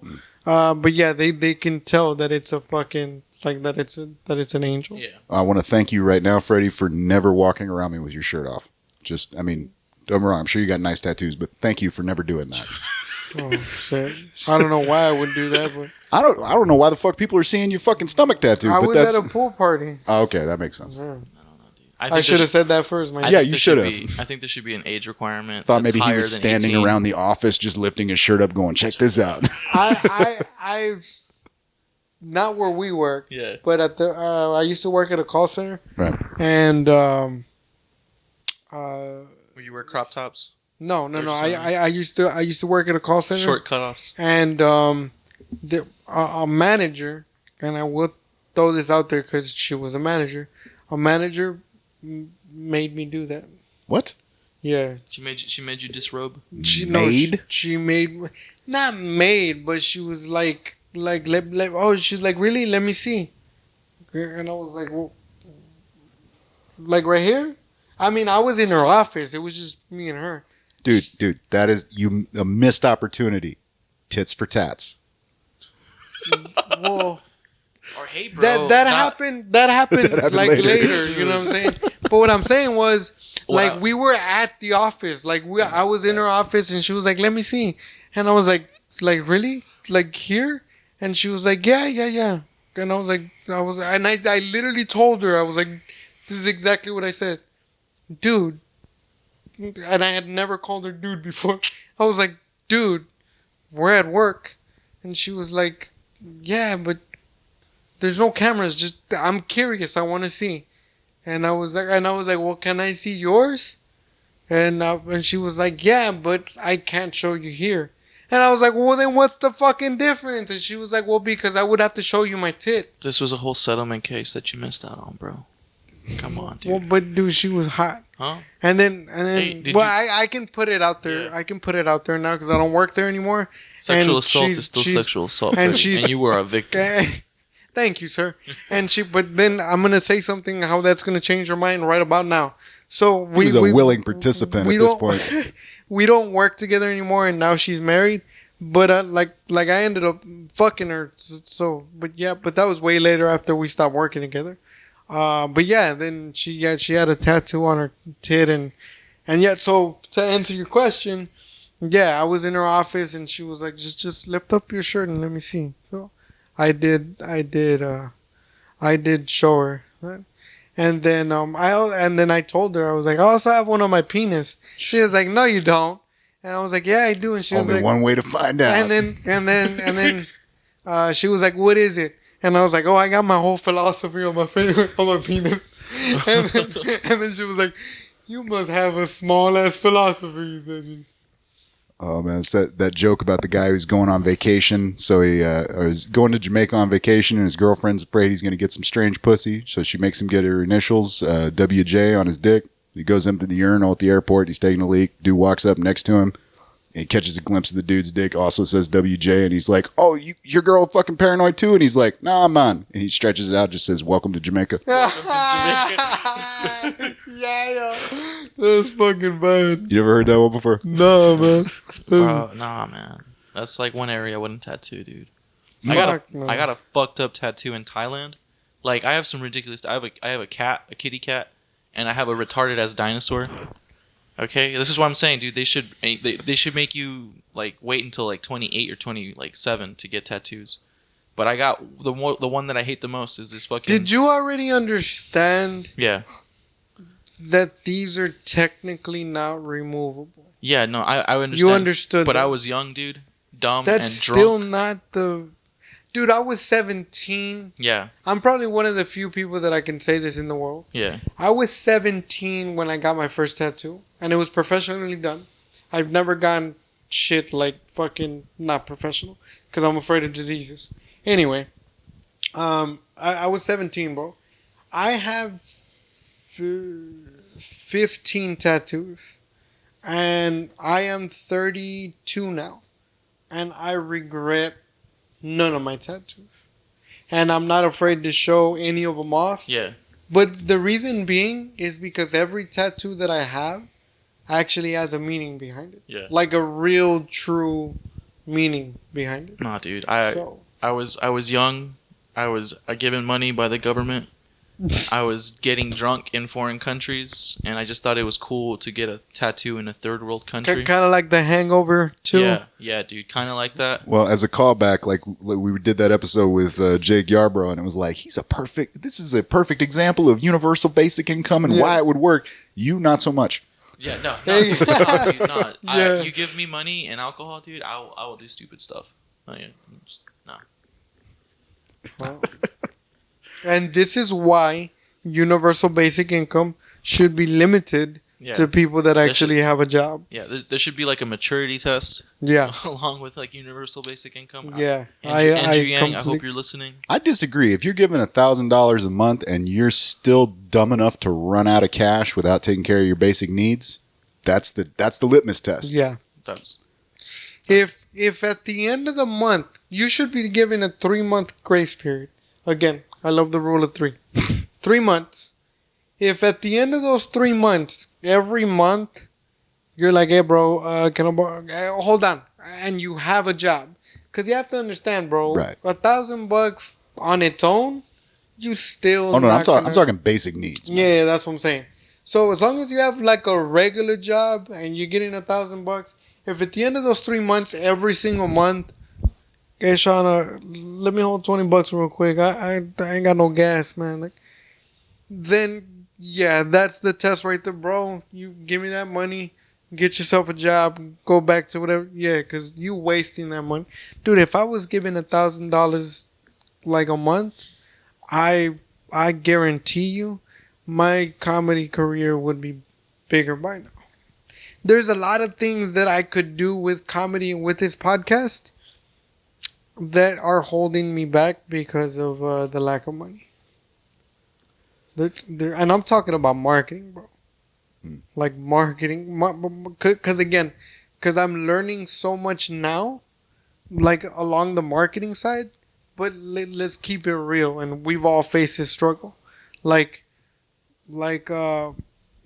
Yeah, there's a lot that you can do without money, kind of what we're doing now, or very minimal money. But there's at least 10 times more things you can do if you invested $1,000. By the way, I just want to throw this out there because this seems to be a bigger and bigger problem. If you're listening to this, and especially if you're watching this on YouTube, subscribe, do the whole notification thing, because YouTube is being a little more stricter with their algorithm, in the sense that the shit that we talk about means that none of our stuff gets fucking recommended. None of our shit gets recommended. What do you mean? Like, if you can go look at the metrics on our analytics, man. Mm-hmm. Like for when we first started doing the podcast, we were getting like, we got like, so many views from a recommendation or something like that. Granted, it wasn't a great amount. No. That shit's almost bottomed out, man. Oh shit. Especially if you go look at some of the newer videos we have up. By the way, apologies, we're a little bit behind on that. We're working on that shit, yo. We're doing this without a budget. This is all, all out of the goodness and graces of our heart. We're trying to build the anticipation. That's the truth. Yes, we're trying to keep trying to make a movement. But by all means, if you're listening to this and you're enjoying any of this, go support us on YouTube. We ain't asking for your money yet, so just even if you don't watch the fucking videos all the time, just click the notification, click the all that bullshit, because it does help us out a little bit. And that's a fucking problem. You were talking about like marketing, man.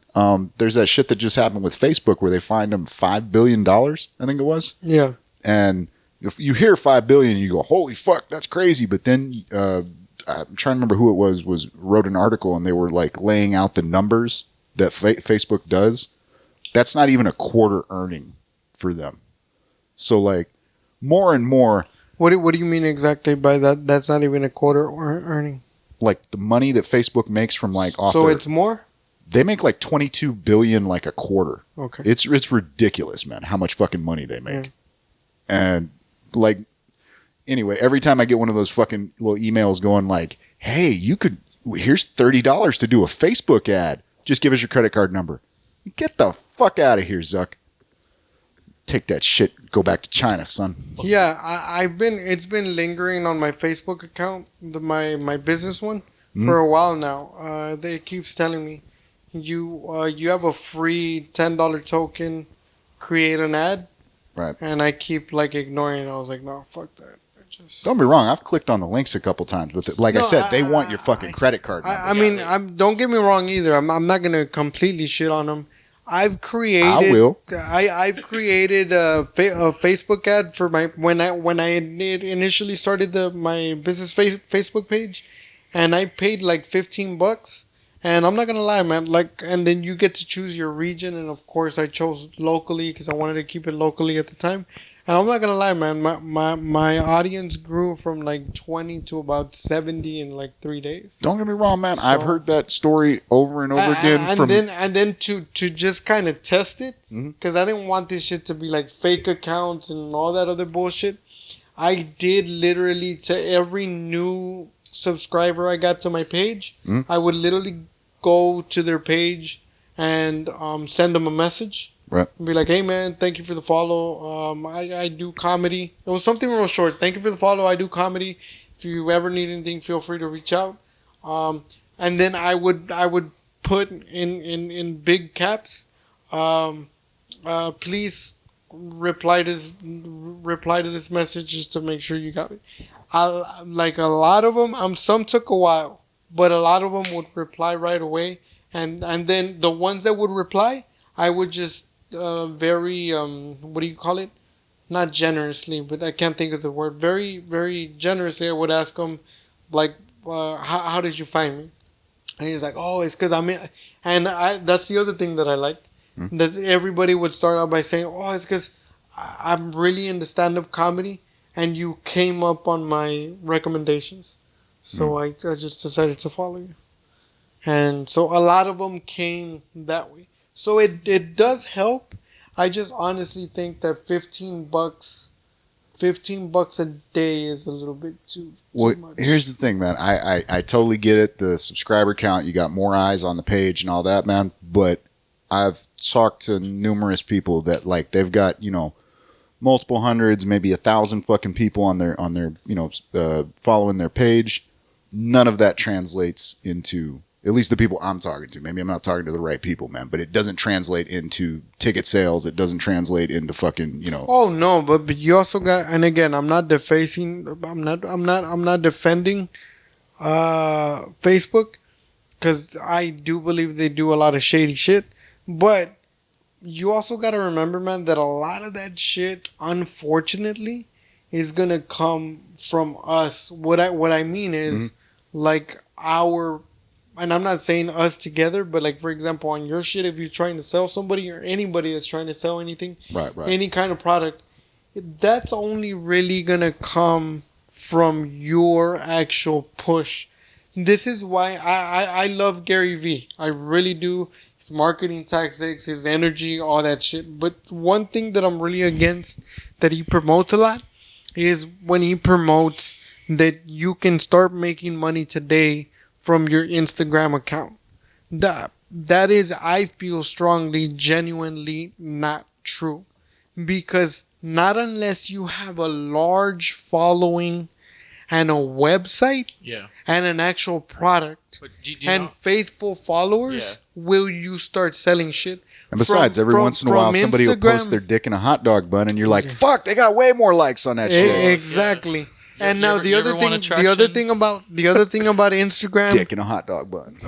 The other thing about Instagram is that people need to understand that from Instagram you will not make a dime. So the only reason people are making like mad money from Instagram is because they're getting traction there, and then they're driving it to a website, they're driving it to a YouTube. And that's how they're making that money.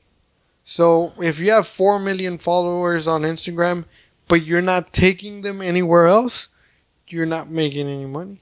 So yeah, that's a well, I mean, you hear about this with like kids and social media addictions, where it's like they're not necessarily hooked on the interactions with people. What they're hooked on is that like count, that fucking follow count, and it's like that's great. I'd rather see numbers in my bank account. That's how a lot of it works. Like nowadays, it's like a follow for follows. Like you follow so many people in hopes that like at least half will follow you back. And the fucked up part is that's not necessarily that's based on a genuine thing. Is like a lot of the people, like when we do the podcast, they follow the Twitter account, we follow their account, and it's not like we'll boost each other. It's like, no, we know what you're doing, you know what we're doing, we can. It's a cross promotion in a genuine fucking sense. Yeah. As opposed to just being like, you up my numbers, I'll up your number, whatever. there's a lot of bands and a lot of musicians that do that as well, and I could see it on both sides that they're doing it to like cater to their fans, right. To see, hey, what are you guys up to, and then also like, hey man, we'll like boost each other up because they follow other bands and they follow. I'm assuming they'll even follow bands they don't even know about because it's like it's just weird like the contrast in between the follows, you know. One person is like a model that's obviously a bot, and then it's just like legit band trying to start off. All right, look, and I'm not shitting on anybody, man, but it has always confused and on a certain level frustrated me that I see a lot of comics that have their public pages, whether it's their Twitter, whether it's the Facebook, Instagram, whatever the fuck it is, and they're posting memes and fucking sharing other people's shit, and it's like, dude, do that on your fucking private page. Don't do that. Like, this is to promote you, dog. This isn't. Yeah. I mean, where you're like, hey, I like funny shit. It's like, no shit, stupid. You're supposed to be producing the funny shit. You follow me on that, Freddy? Yeah.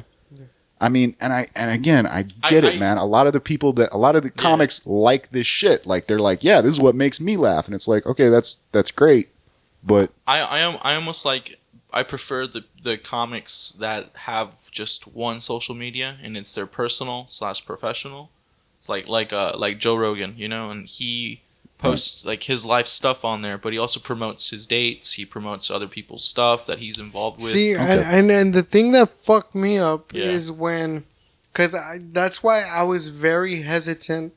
When I started doing comedy, I was very hesitant on creating a business page. Yeah. Based on this one thing. Before, I want to say maybe 5 years ago, Facebook used to let you create a standalone business page. Yeah. Like totally separate. Oh, yeah. Now, you can't do that without linking your personal page. I don't like that shit. Because, I mean, there's a lot of stupid people out there. I get it. But it doesn't take a lot of smarts if you do enough research to find the personal page of the professional page that you're following. And I don't like that because on my personal page, I have a lot of family and a lot of like family shit and everything. And I get it. There's a lot of things you can block and hide and private, but there's still a lot of things that you can't. So again, if somebody would really have the time, which I found out that a lot of people do, based on that Mariah Carey stalker, that do have the time to sit there and figure shit out.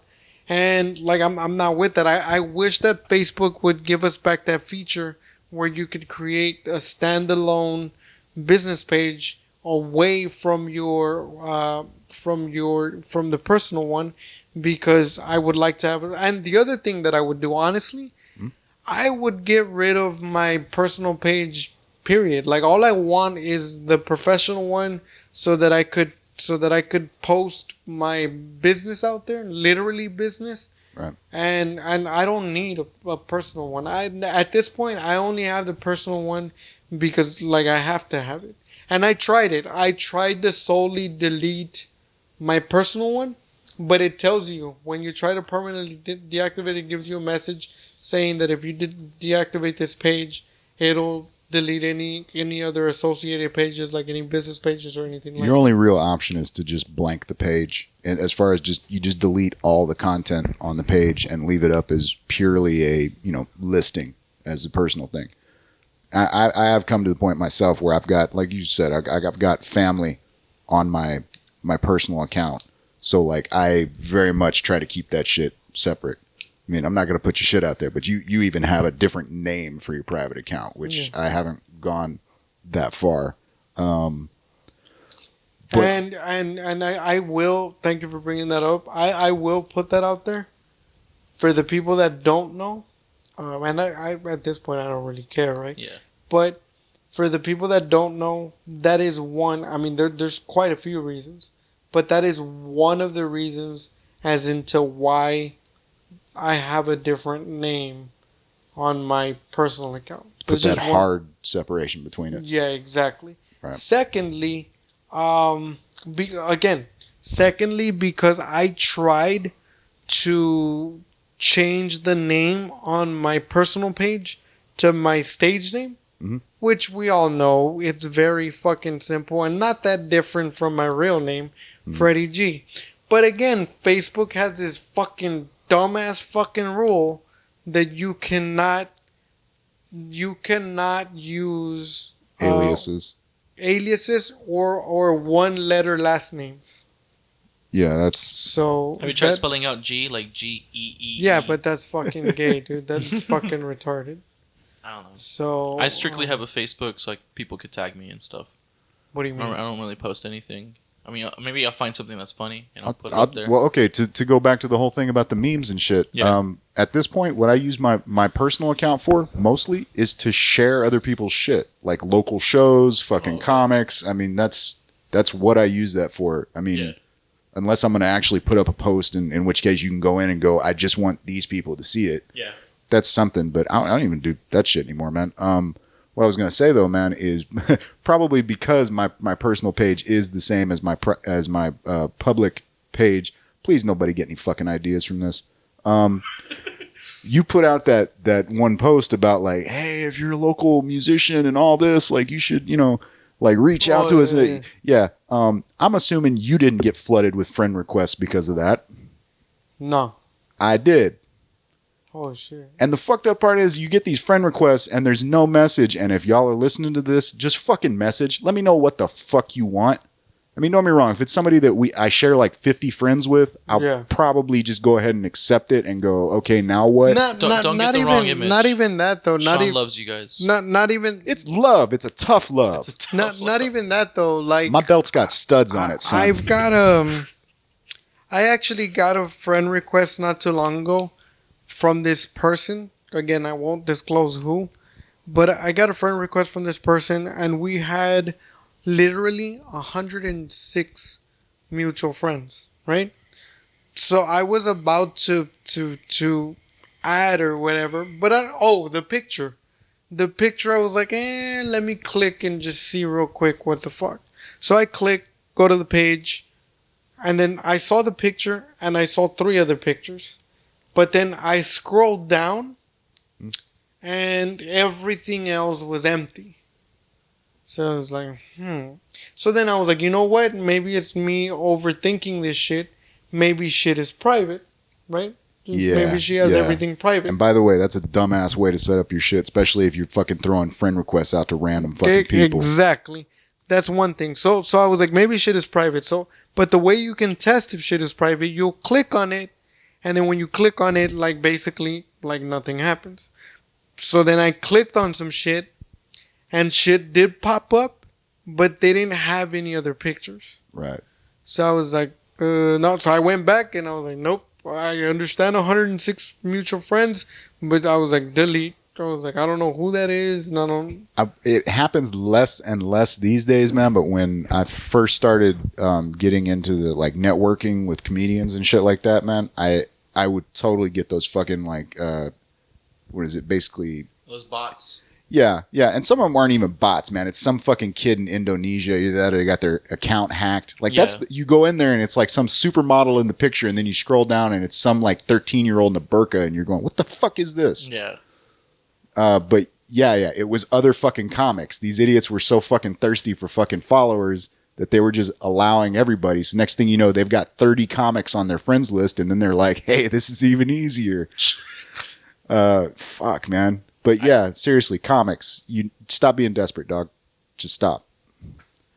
That's my PSA for the day. Yeah. Are you guys like starved for attention? Is that it? I mean, not. I'm not putting you guys in the same boat. But is that like the breed? Like, what are you talking about? You ever listen to that Bo Burnham song, Art is Dead? Yeah. He's got that line in there. It's like when you go to a kid's birthday party and there's that one kid who just fucking little attention whore. Yeah. Yeah. Well, I mean, we've had this conversation before. Yeah, I know. I kind of mentioned it knowing as comics. Easy layup. We are some selfish, self-centered. Yeah. Like attention whores. I think anybody in like entertainment, because I've met musicians that are like complete divas and that want like if someone gets the spotlight, like they're not happy with. There's some that are completely completely. I'll admit, the I am opposite. suspicious of any musician that doesn't have a side gig. Because most of the ones that are like either doing like production or doing a whole bunch of other shit, like they've got their head kind of well. What do you mean as a side gig? What do you mean? Like within, like they're not just like, okay, all you do is play bass. Okay, that's great. What else do you do? Oh, well, I'm also a graphic designer. Fucking, I do promotion. Oh, for I this thought and you that. meant like a producer. You wanted a producer No, to like even have... that. No, but even if they're a producer, yeah. man, like No, because my pushback was gonna be like, I was like, bro, Timberland and Dr. Dre do not need a side gig. no, but that was their side gig. Yeah. Well, actually, with Dre, fucking performing was the side gig. Same with Kanye, dude. Kanye originally was just making beats and producing. Oh, he just got tired of people not saying his name. Yeah. Like that's what I'm saying though. But like people like that, they don't really need. Like if they were just to be a producer, or if they were just to be a rapper or musician or whatever. Yeah. Like I don't Okay, think... and to clarify that a little bit, man, I'm talking about people that are coming up. Oh, okay. Yeah, On that the makes come sense. up. Yeah, That makes sense. yeah. If you're already established, by all means, have one gig if you want to. Yeah. But like like you were saying, you run into a lot of musicians who have that very like self-centered. Yeah. Yeah, they have a hard time. You get into a conversation with them, they have a hard time like expanding their thought process beyond that. The more and more, And that happens with comics as well. Just to caveat that shit. The more and more that I do this shit, I mean, when I came into it, that was the goal anyway. But like, the more and more I get involved with like doing comedy and figuring out, like not figuring out because I love it, I really do. But I've come to a place where like the more and more that I've seen Rogan and I've seen the way he works and I feel that I get to know him, like now I see Rogan and it's like that's exactly the life that I want. What I mean by that is like if you really pay attention to Rogan training and by day, Joe Rogan by night. pretty much. No, what I'm saying is All day. like I wanna get to the point like this. If you really look at his life, this dude has a pretty like regular life and he has a lot of money. So my point is, I want to be able to get to the point where all I do is comedy, and when people call me for shit like, would you like to do this? I can just say no. I was like, no, just the only thing that I would do proudly and very fucking like very very enthusiastically. The only thing that I think I would not do, I would not say no to. By the way, if they ever offer you the Academy Awards, don't make any fag jokes because that would be golden. And this next award goes to... That's funny. That I don't know if you did that on purpose. Which bit? That was fun. That was funny. That was really funny. Wow. If you haven't written it down, write it down. That was funny. But yeah, no, like yeah, that's another thing. I don't call me for a hosting job. I don't want to host the Oscars. I don't want to host the Golden Globes. Call me to perform at your venue. If you fuckers got my elliptical machine, I'll be there. The Academy's so upset right now. They were like looking at you for next year's Oscars. No, but you know definitely what? not. You upset them. I'm sorry. I support gay people, but I'm not coming. You were that little gleam of diversity in their eyes. Yeah. No, definitely not. Yeah. But like I just want to do comedy, man, and the only thing that I would not turn down would be charity events. Yeah. So if you got a charity, man, and if you can convince me that you're not shady and it's not fucking money laundering and you're actually doing a good cause, right. I'll do your charity. You know who I'm a fan of, man? We were talking about the side gigs, and you know this rapper who's a local rapper, Sean Mecca. Yeah, the name's familiar. You talk about him a lot, yeah. Dude, I'm a big fan, bro. I'm a big fan. Sean Mecca, if you're hearing this, dude, keep it up, bro. But this guy is a well-rounded guy, dude. He does his rap thing, which is taking off, by the way, and he also does graphic design. He does graphic design for himself, but he also does stuff for other local artists, you know? And on top of that, he has a fully functional studio that he rents out, and he'll produce and stuff like that. Badass. Like he's trying to like form solidify the music scene down here for rap, you know, and he's on the forefront of it, man. That's pretty badass. Love Sean Mecca. I hope he hears this. I hope so too. Yeah. I hope anybody hears this. I smell a guest request. Dude, I sent him the request, bro. He hasn't hit me back up. Sean Mecca, I saw that you saw it. Please, man, just ease back, Lou. You're going a little stalkerish right here. All right, I'm sorry. No, that's cool, man. We're checking you. Just shh. You get. If you want to come, you can come and come. Just come before you come. You know what I mean? Yeah. Release some tension because this is going to get heated. And if you want, we could work out something here to the tension release. You know, I'm for a second there, I thought you were going to be like, we could work out sometime, dude. I got a gym membership. You could totally come in. So from this point forward, anything else that's going to be said, these are solely the views of our cameraman and has nothing to do with the Bouncing Brains or anything. Any brands affiliated with it. Go ahead. Sean Mecca, I love you. Hey man, shout me out, dude, please. I hit you up for studio time, and I'm sorry I never came back to you. Maybe that's why you never hit me back up. I need another rock star at this point. Oh, man. What are we at with time? We're about to hit 45? the 50-minute mark. Oh, okay. 150. 150? Okay. Anything else y'all want to touch on? The CBD, bro. Fuck, we totally skipped that shit. No, dude, I just wanted to mention there's this weird loophole with, you know how they legalize CBD to be grown? You can get high with it? No, well, I'm not sure if you know this. CBD has 3.5% THC, and that's not enough to pop on a drug test. That's not enough for an actual real full high. But they legalized it, right? So Texas has no way of testing. They have no way of testing CBD to THC substances. There's no device. There's nothing like that. There's a kit that tests for cannabinoids, and that's about it. Right. But THC and CBD both have cannabinoids. They are cannabinoids. Yeah, they are cannabinoids. So there's this weird loophole, and that the state representative for NORML has talked about it. Say, hey, there's this loophole for what? For the state representative for NORML. What is something? National Organization of Marijuana. Okay. Yeah, legalization. Yeah. Okay. He talked about it, basically mentioning that, hey, you can get in trouble, but there is this loophole stating because Texas legalized the growth of CBD, you could kind of grow THC. There's no way of testing it as long as you can prove that there's more CBD content than THC. You're still in like the grace. Hey man, with this new hemp law that's going into effect, dude, we're gonna have some good point on the. I was about to say. By the way, CBD is hemp. A little note, man. Yeah. I haven't done enough research into this to understand the mechanism, but my understanding as of the moment is that unless you have some THC in with that CBD, it's not going to activate properly. Yeah, no, it's not. But there's you know what exactly that mechanism is? I'm not sure about the mechanism, but I've heard people mention. I'm not too familiar with this. I'm an uneducated stoner, but welcome to the club. They talk about how there's a certain percentage of CBD that needs to be in THC. Right. And if it's above that percentage, it's basically going to kill your high. The whole idea, I think we've talked about this on here. If you're having a freak out, if you've taken way too much, keep a CBD supplement with you. If you're going to eat brownies, keep some CBD oil.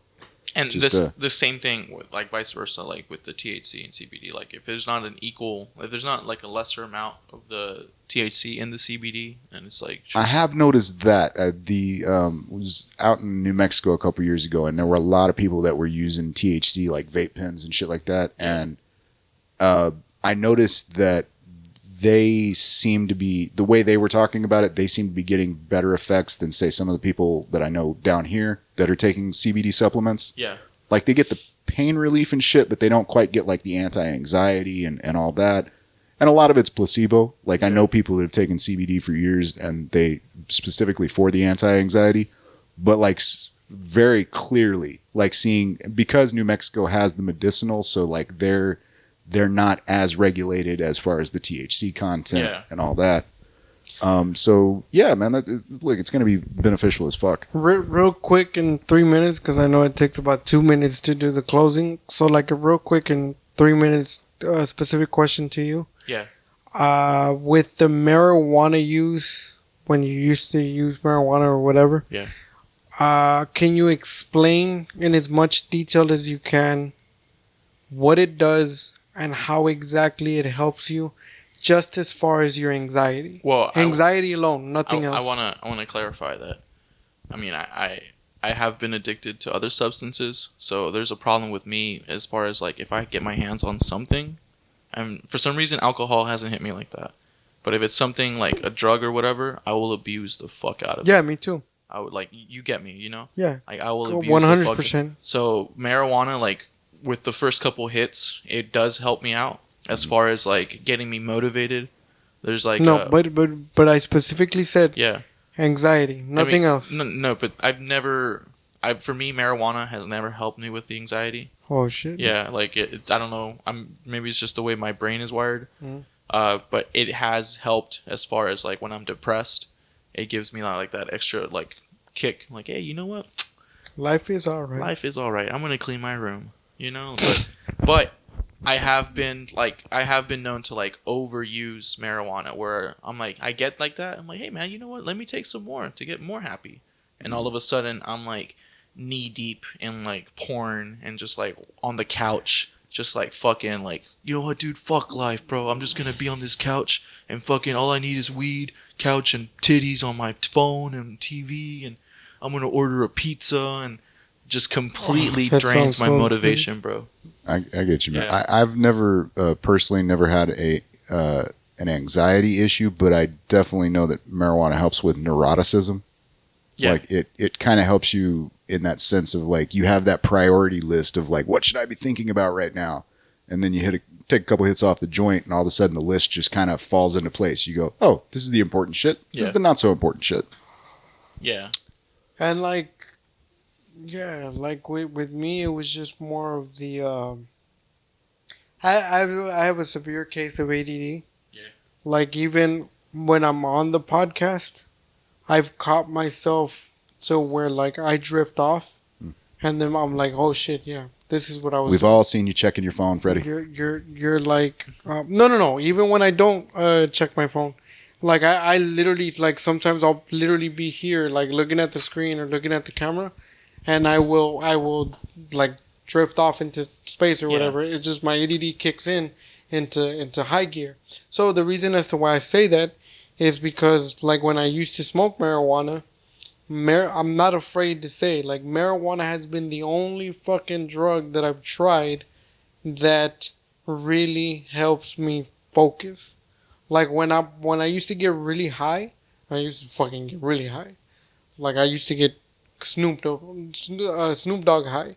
So I used to get really high, and I would literally get in the zone of what like hyper focus. Yeah, exactly. Hyper focus. I was focused not 100% on the task. I was focused 1,000% on the task. Yeah. Not only that, but that task, if it took an hour to do, I was done with it like in 15, 20 minutes. Yeah, man. I've seen a lot of people, and I'm envious of those people, man, that for some reason it just clicks for them. Like they could get and I feel and be productive. something that I've never really, I don't think I've ever said it out verbally. I also feel when I used to get high, like I would have to get really high. Like I would have to smoke like 2 or 3 blunts within a span of like an hour and a half. So I used to get really high, and when I was really high, I don't know exactly how to explain this, but I would literally feel like I felt like another part of my brain literally start working. Like, you know how this is okay, I got it. This is the best way I can describe it. You know how like, okay, you have these pants, right? And your legs are covered. And then you have wind blowing, and you feel the wind here. You feel it here, but it's over your pants. But what happens if you pull your pants up and then you feel the wind in your leg? You start to feel it in your leg, and it feels different. Okay, that's what I felt in my brain. Like when I used to get real high, I used to feel like another part of my brain would open up. Gotcha. And then it was like, shit, that's what I'm supposed to be doing. And that's how you do it. And then I would feel like, oh, I get it now. Like, to me, like, weed was the I get it drug. You know what I mean? Gotcha. Yeah. So that's why I have a lot, but I understand where you're coming from. That's why I have a lot of trouble understanding people that blame weed for their laziness. And I just felt like, no, dude, like if you get high and you're lazy, it's just normally because you're lazy, period. Like, don't blame the laziness on I would say weed. I would say it is the person's fault. You know, like, hey man, that's just on you, because I mean, you're the person that can't handle this substance. You know. Yeah. But I don't think the person is lazy. You know, I just think like it's just them on that substance. I was gonna say, you can take the most hyper performer in the world and fucking introduce him to like a heavy fucking like Kush and couch lock that motherfucker in 10 minutes. Yeah, man. And it was the opposite with sativas. Like, sativas would just put me in my head so much where I was like, dude, I'm having all these awesome ideas, but I couldn't, like, I was too focused on the act of continuing to get high that I couldn't really, like, perform these ideas. Smoke. That's when you start making bongs out of household items. Dude. I was more focused on making my, like, see, and with me, I understand that thought process, but with me, it was more like, okay, so that's fine. You want to continue smoking, so I would continue. Like, for me, I would get really high and I would get creative, so I would start writing. You know, start writing these jokes. So I was like you. I was like, but I want to continue smoking. So I was literally sitting at the table, writing with the blunt in the ashtray, and I would write. Right. Yeah, and let me ask you this, Freddy. On your two blunt habit, pre-roll blunts. I mean, like, you rolled the motherfuckers first and then went into it, or you roll one, smoke one, roll another. Well, let's clarify something. People that really do know me, I'm pretty sure you get the idea now that I don't roll well. You understand me? So this is what I would do, and you're gonna think I'm fucking crazy, but I would go to my next door neighbor, and I would have him roll my blunts. Dude. And all I had to do was give him like 2 or 3 hits. Bro, that was me in middle school, dude. I would pay the guy. Fuck you, bro. I can't fucking. Hey, man. Like, I never bought off the motherfuckers, man, but I've known more than a few pot dealers that would, it's like we got, the eights, we got some edibles, and we've got pre-rolled blunts. Yeah. And it's like, okay, all right, cool. Me, I can roll the shit out of a blunt. Yeah. Not my thing, but I understand completely where it's like, all right, like a great example that, and this just kind of came to me because I've had this conversation multiple times with a friend of mine. I kind of de-ritualized my marijuana habit when I switched to oils. Oh, for real? Because there's not the, you don't sit down with the tray, break up the bud. Again, it's a ritual. Yeah, that's partly. And don't get me wrong, that's why I was asking about the pre-rolls, because a lot of the times what I'd do is I'd sit down and roll like 5 joints in one sitting. When we before get I off, even smoked. When we get off camera, I knew of a particular dealer that I'm going to tell you about. This person was loved so much by some of the customers because you know how you would sell 20s, how you would sell ounces, you would sell your 8s. Right. But everything that he would sell was pre-cleaned. So it was ready to take out the bag and put it in the blunt. There was no stems, no. I can see the market, but my purist inside is screaming bloody murder. Yeah, dude. Like, why? Because you start breaking up the chromosome or the not chromosomes, the trichromes. Trichomes. There you go. And once you expose the oils to oxygen, it starts degrading. Wait, what oils? What are your finger oils? No. The oil in the the actual, like, the THC and all that shit that's in the trichromes. There's also something with your finger oils. Once you get your fingers, so y'all smoke shit without breaking it? No, I break it down, but I don't break it down. Like, I wouldn't want someone to break it all down for me, because then they're already kind of open that expiration date. But you're gonna do that. No, but I'm gonna do it with one nug. Break it down. Like, smoke that nug. Like flat Coca-Cola technically tastes the same, but it's not. It's not it doesn't have that fizz. It's like, yeah. And then plus part of me, dude, I love when I would get Reggie, I love the ritual of cleaning out the bud, taking the steams and seds. Like, I love spending that time with the weed, Like that's why like I don't know, man. Dude, that was one of the major reasons I used to be like. That's why I was asking about the albums earlier, man. Because I used to be one of those motherfuckers that would sit down and religiously listen to the entire fucking album. Yeah. While breaking down Bud, right? And yeah, dude. Especially if you got the CD case right there and you're breaking it up on the CD case. I used to do that with vinyl, bro. Like I collect vinyl, and dude, every time I would buy a new record, I would break Bud off that record. Oh, you get one of those ones that opens up and you can do the whole seed technique. Yeah, dude, it's yeah, man. There was a couple even. I think it was I'm not sure which rap artist. I have to look back and see which one I got. But it had like no, it was Dr. Dre's The Chronic, bro. I was like, dude, like awesome, dude. Breaking the Chronic on the Chronic, dude. Exactly, Word. Bro. And that was like my weed tray for like months, dude. Yeah. Yep.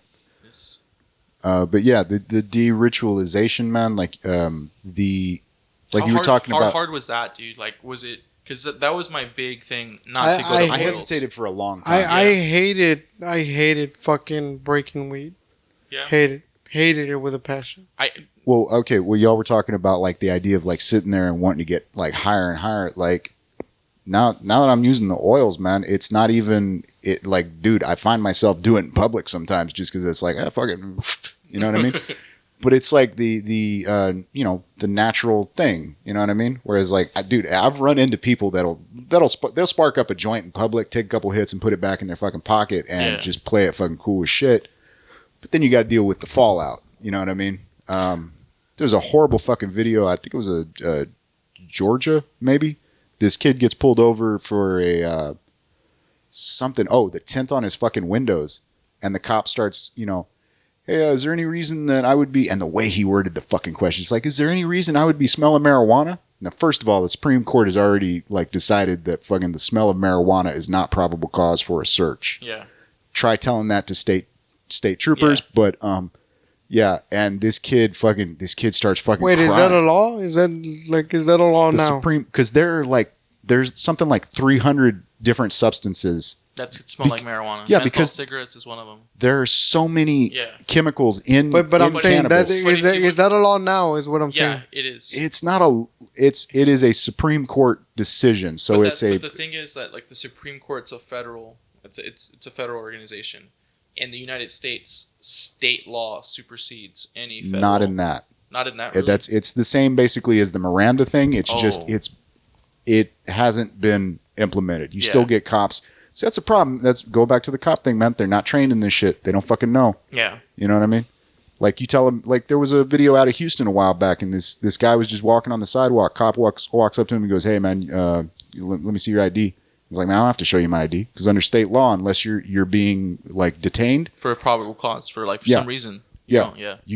I think you are required to give them name and birth date. Technically, you don't even need to lower down your whole window for the cops. As long as you have enough space to pass your ID and give them registration and all that stuff. Again, try that one with a state trooper. Yeah. Or more specifically, don't try that one with a state trooper. Same thing with recording, dude. Like, it is your First Amendment right. Oh, yeah. You have the right to record your interaction. You notice more and more you're seeing the cops, they just kind of go, okay, that's what we're doing. Yeah. You know what I mean? Yeah. You're seeing a far fewer of those incidents where the cop is They don't fight them as much. They're not like... Oh, yeah, dude. Early, maybe mid 2000s, man. Like 2005 onward. You'd see those videos. Yeah. Especially when YouTube popped up. You'd see those videos all the fucking time of some cop going, you can't fucking film us. And it's like, yeah, I can. Yeah, dude. Well, Flex your rights, people. That's one of those situations. What is it? I mean, they're going to be an asshole to you because you were technically, like, not really complying. I mean, you're flexing your rights, but... I get you now. And more you see people just like cops, you know what, dude, I'm not gonna fuck with you, bro. A lot of those situations, man, and I know this is fucking contrite as fuck, but it is better to be judged by 12 than carried by 6. Yeah. Yep. With that being said, tell them where you at, Freddy. This episode has been brought to you by Rockstar. Cocaine in a can. Word. And this is still 0 calories, 0 everything. How did the 40 grams of 20 grams actually of sodium. It's got the least sodium out of all the other ones. Yeah, don't have. And let's compare this real quick. That one's got I think 120. 0 protein, 0 sugar, 0 carbohydrates, 120 grams of sodium. Yeah, and 20 grams milligrams of sodium. How did the creatine feel in that one? The one that you took. Same shit. It tastes like apple. Did you feel like any sort of like mental stimulation? No, because with creatine, you're not gonna feel it right away. You'll feel it like when you. Yeah. No, there's like stuff that shows that creatine kind of you feel the like the BCAs and shit when you drink it, but I mean that's about it. But yeah, Rockstar, legal cocaine in a can. And you can find me everywhere on social media: Facebook, Instagram, and Twitter, except for Snapchat. So it's not everywhere on social media. You got a LinkedIn you want to plug? No. Oh, okay, all right. Find you at what? I didn't say that. Holy shit! You can find me at Freddy G across the board on social media. XXX. Or what is it? XX at the beginning, XX at the end. X at the beginning. X. But now I figured out. I don't know if it's because I'm getting a little bit more popular. If actually on the search bar you just put Freddy G, I'm either the first or the second thing that comes up. Right on. Yeah. If you'd like to find me, you can do that at hatfieldstandup@gmail.com, as well as Hatfield Standup on Facebook and Twitter. If you'd like to find the audio version of this podcast, you can go to shoutengine.com/bouncingbrains. You can listen to new episodes every Monday, Wednesday, and Friday at rgvtitanradio.com. You can also find us on the Google Music Play app as well as Stitcher. If you'd like to reach out and talk to us, bouncingbrainspodcast@gmail.com, as well as Bouncing Brains Podcast on Facebook. We got a group. You can talk to each other. And Bouncing Brains on Twitter. What's the Instagram? It's just Bouncing Brains? Yeah. Cool. Freddy runs that one. You have to talk to him. Yeah, it's been fun, y'all. Yeah, have a good rest of your Sunday. Peace. Keep it tight.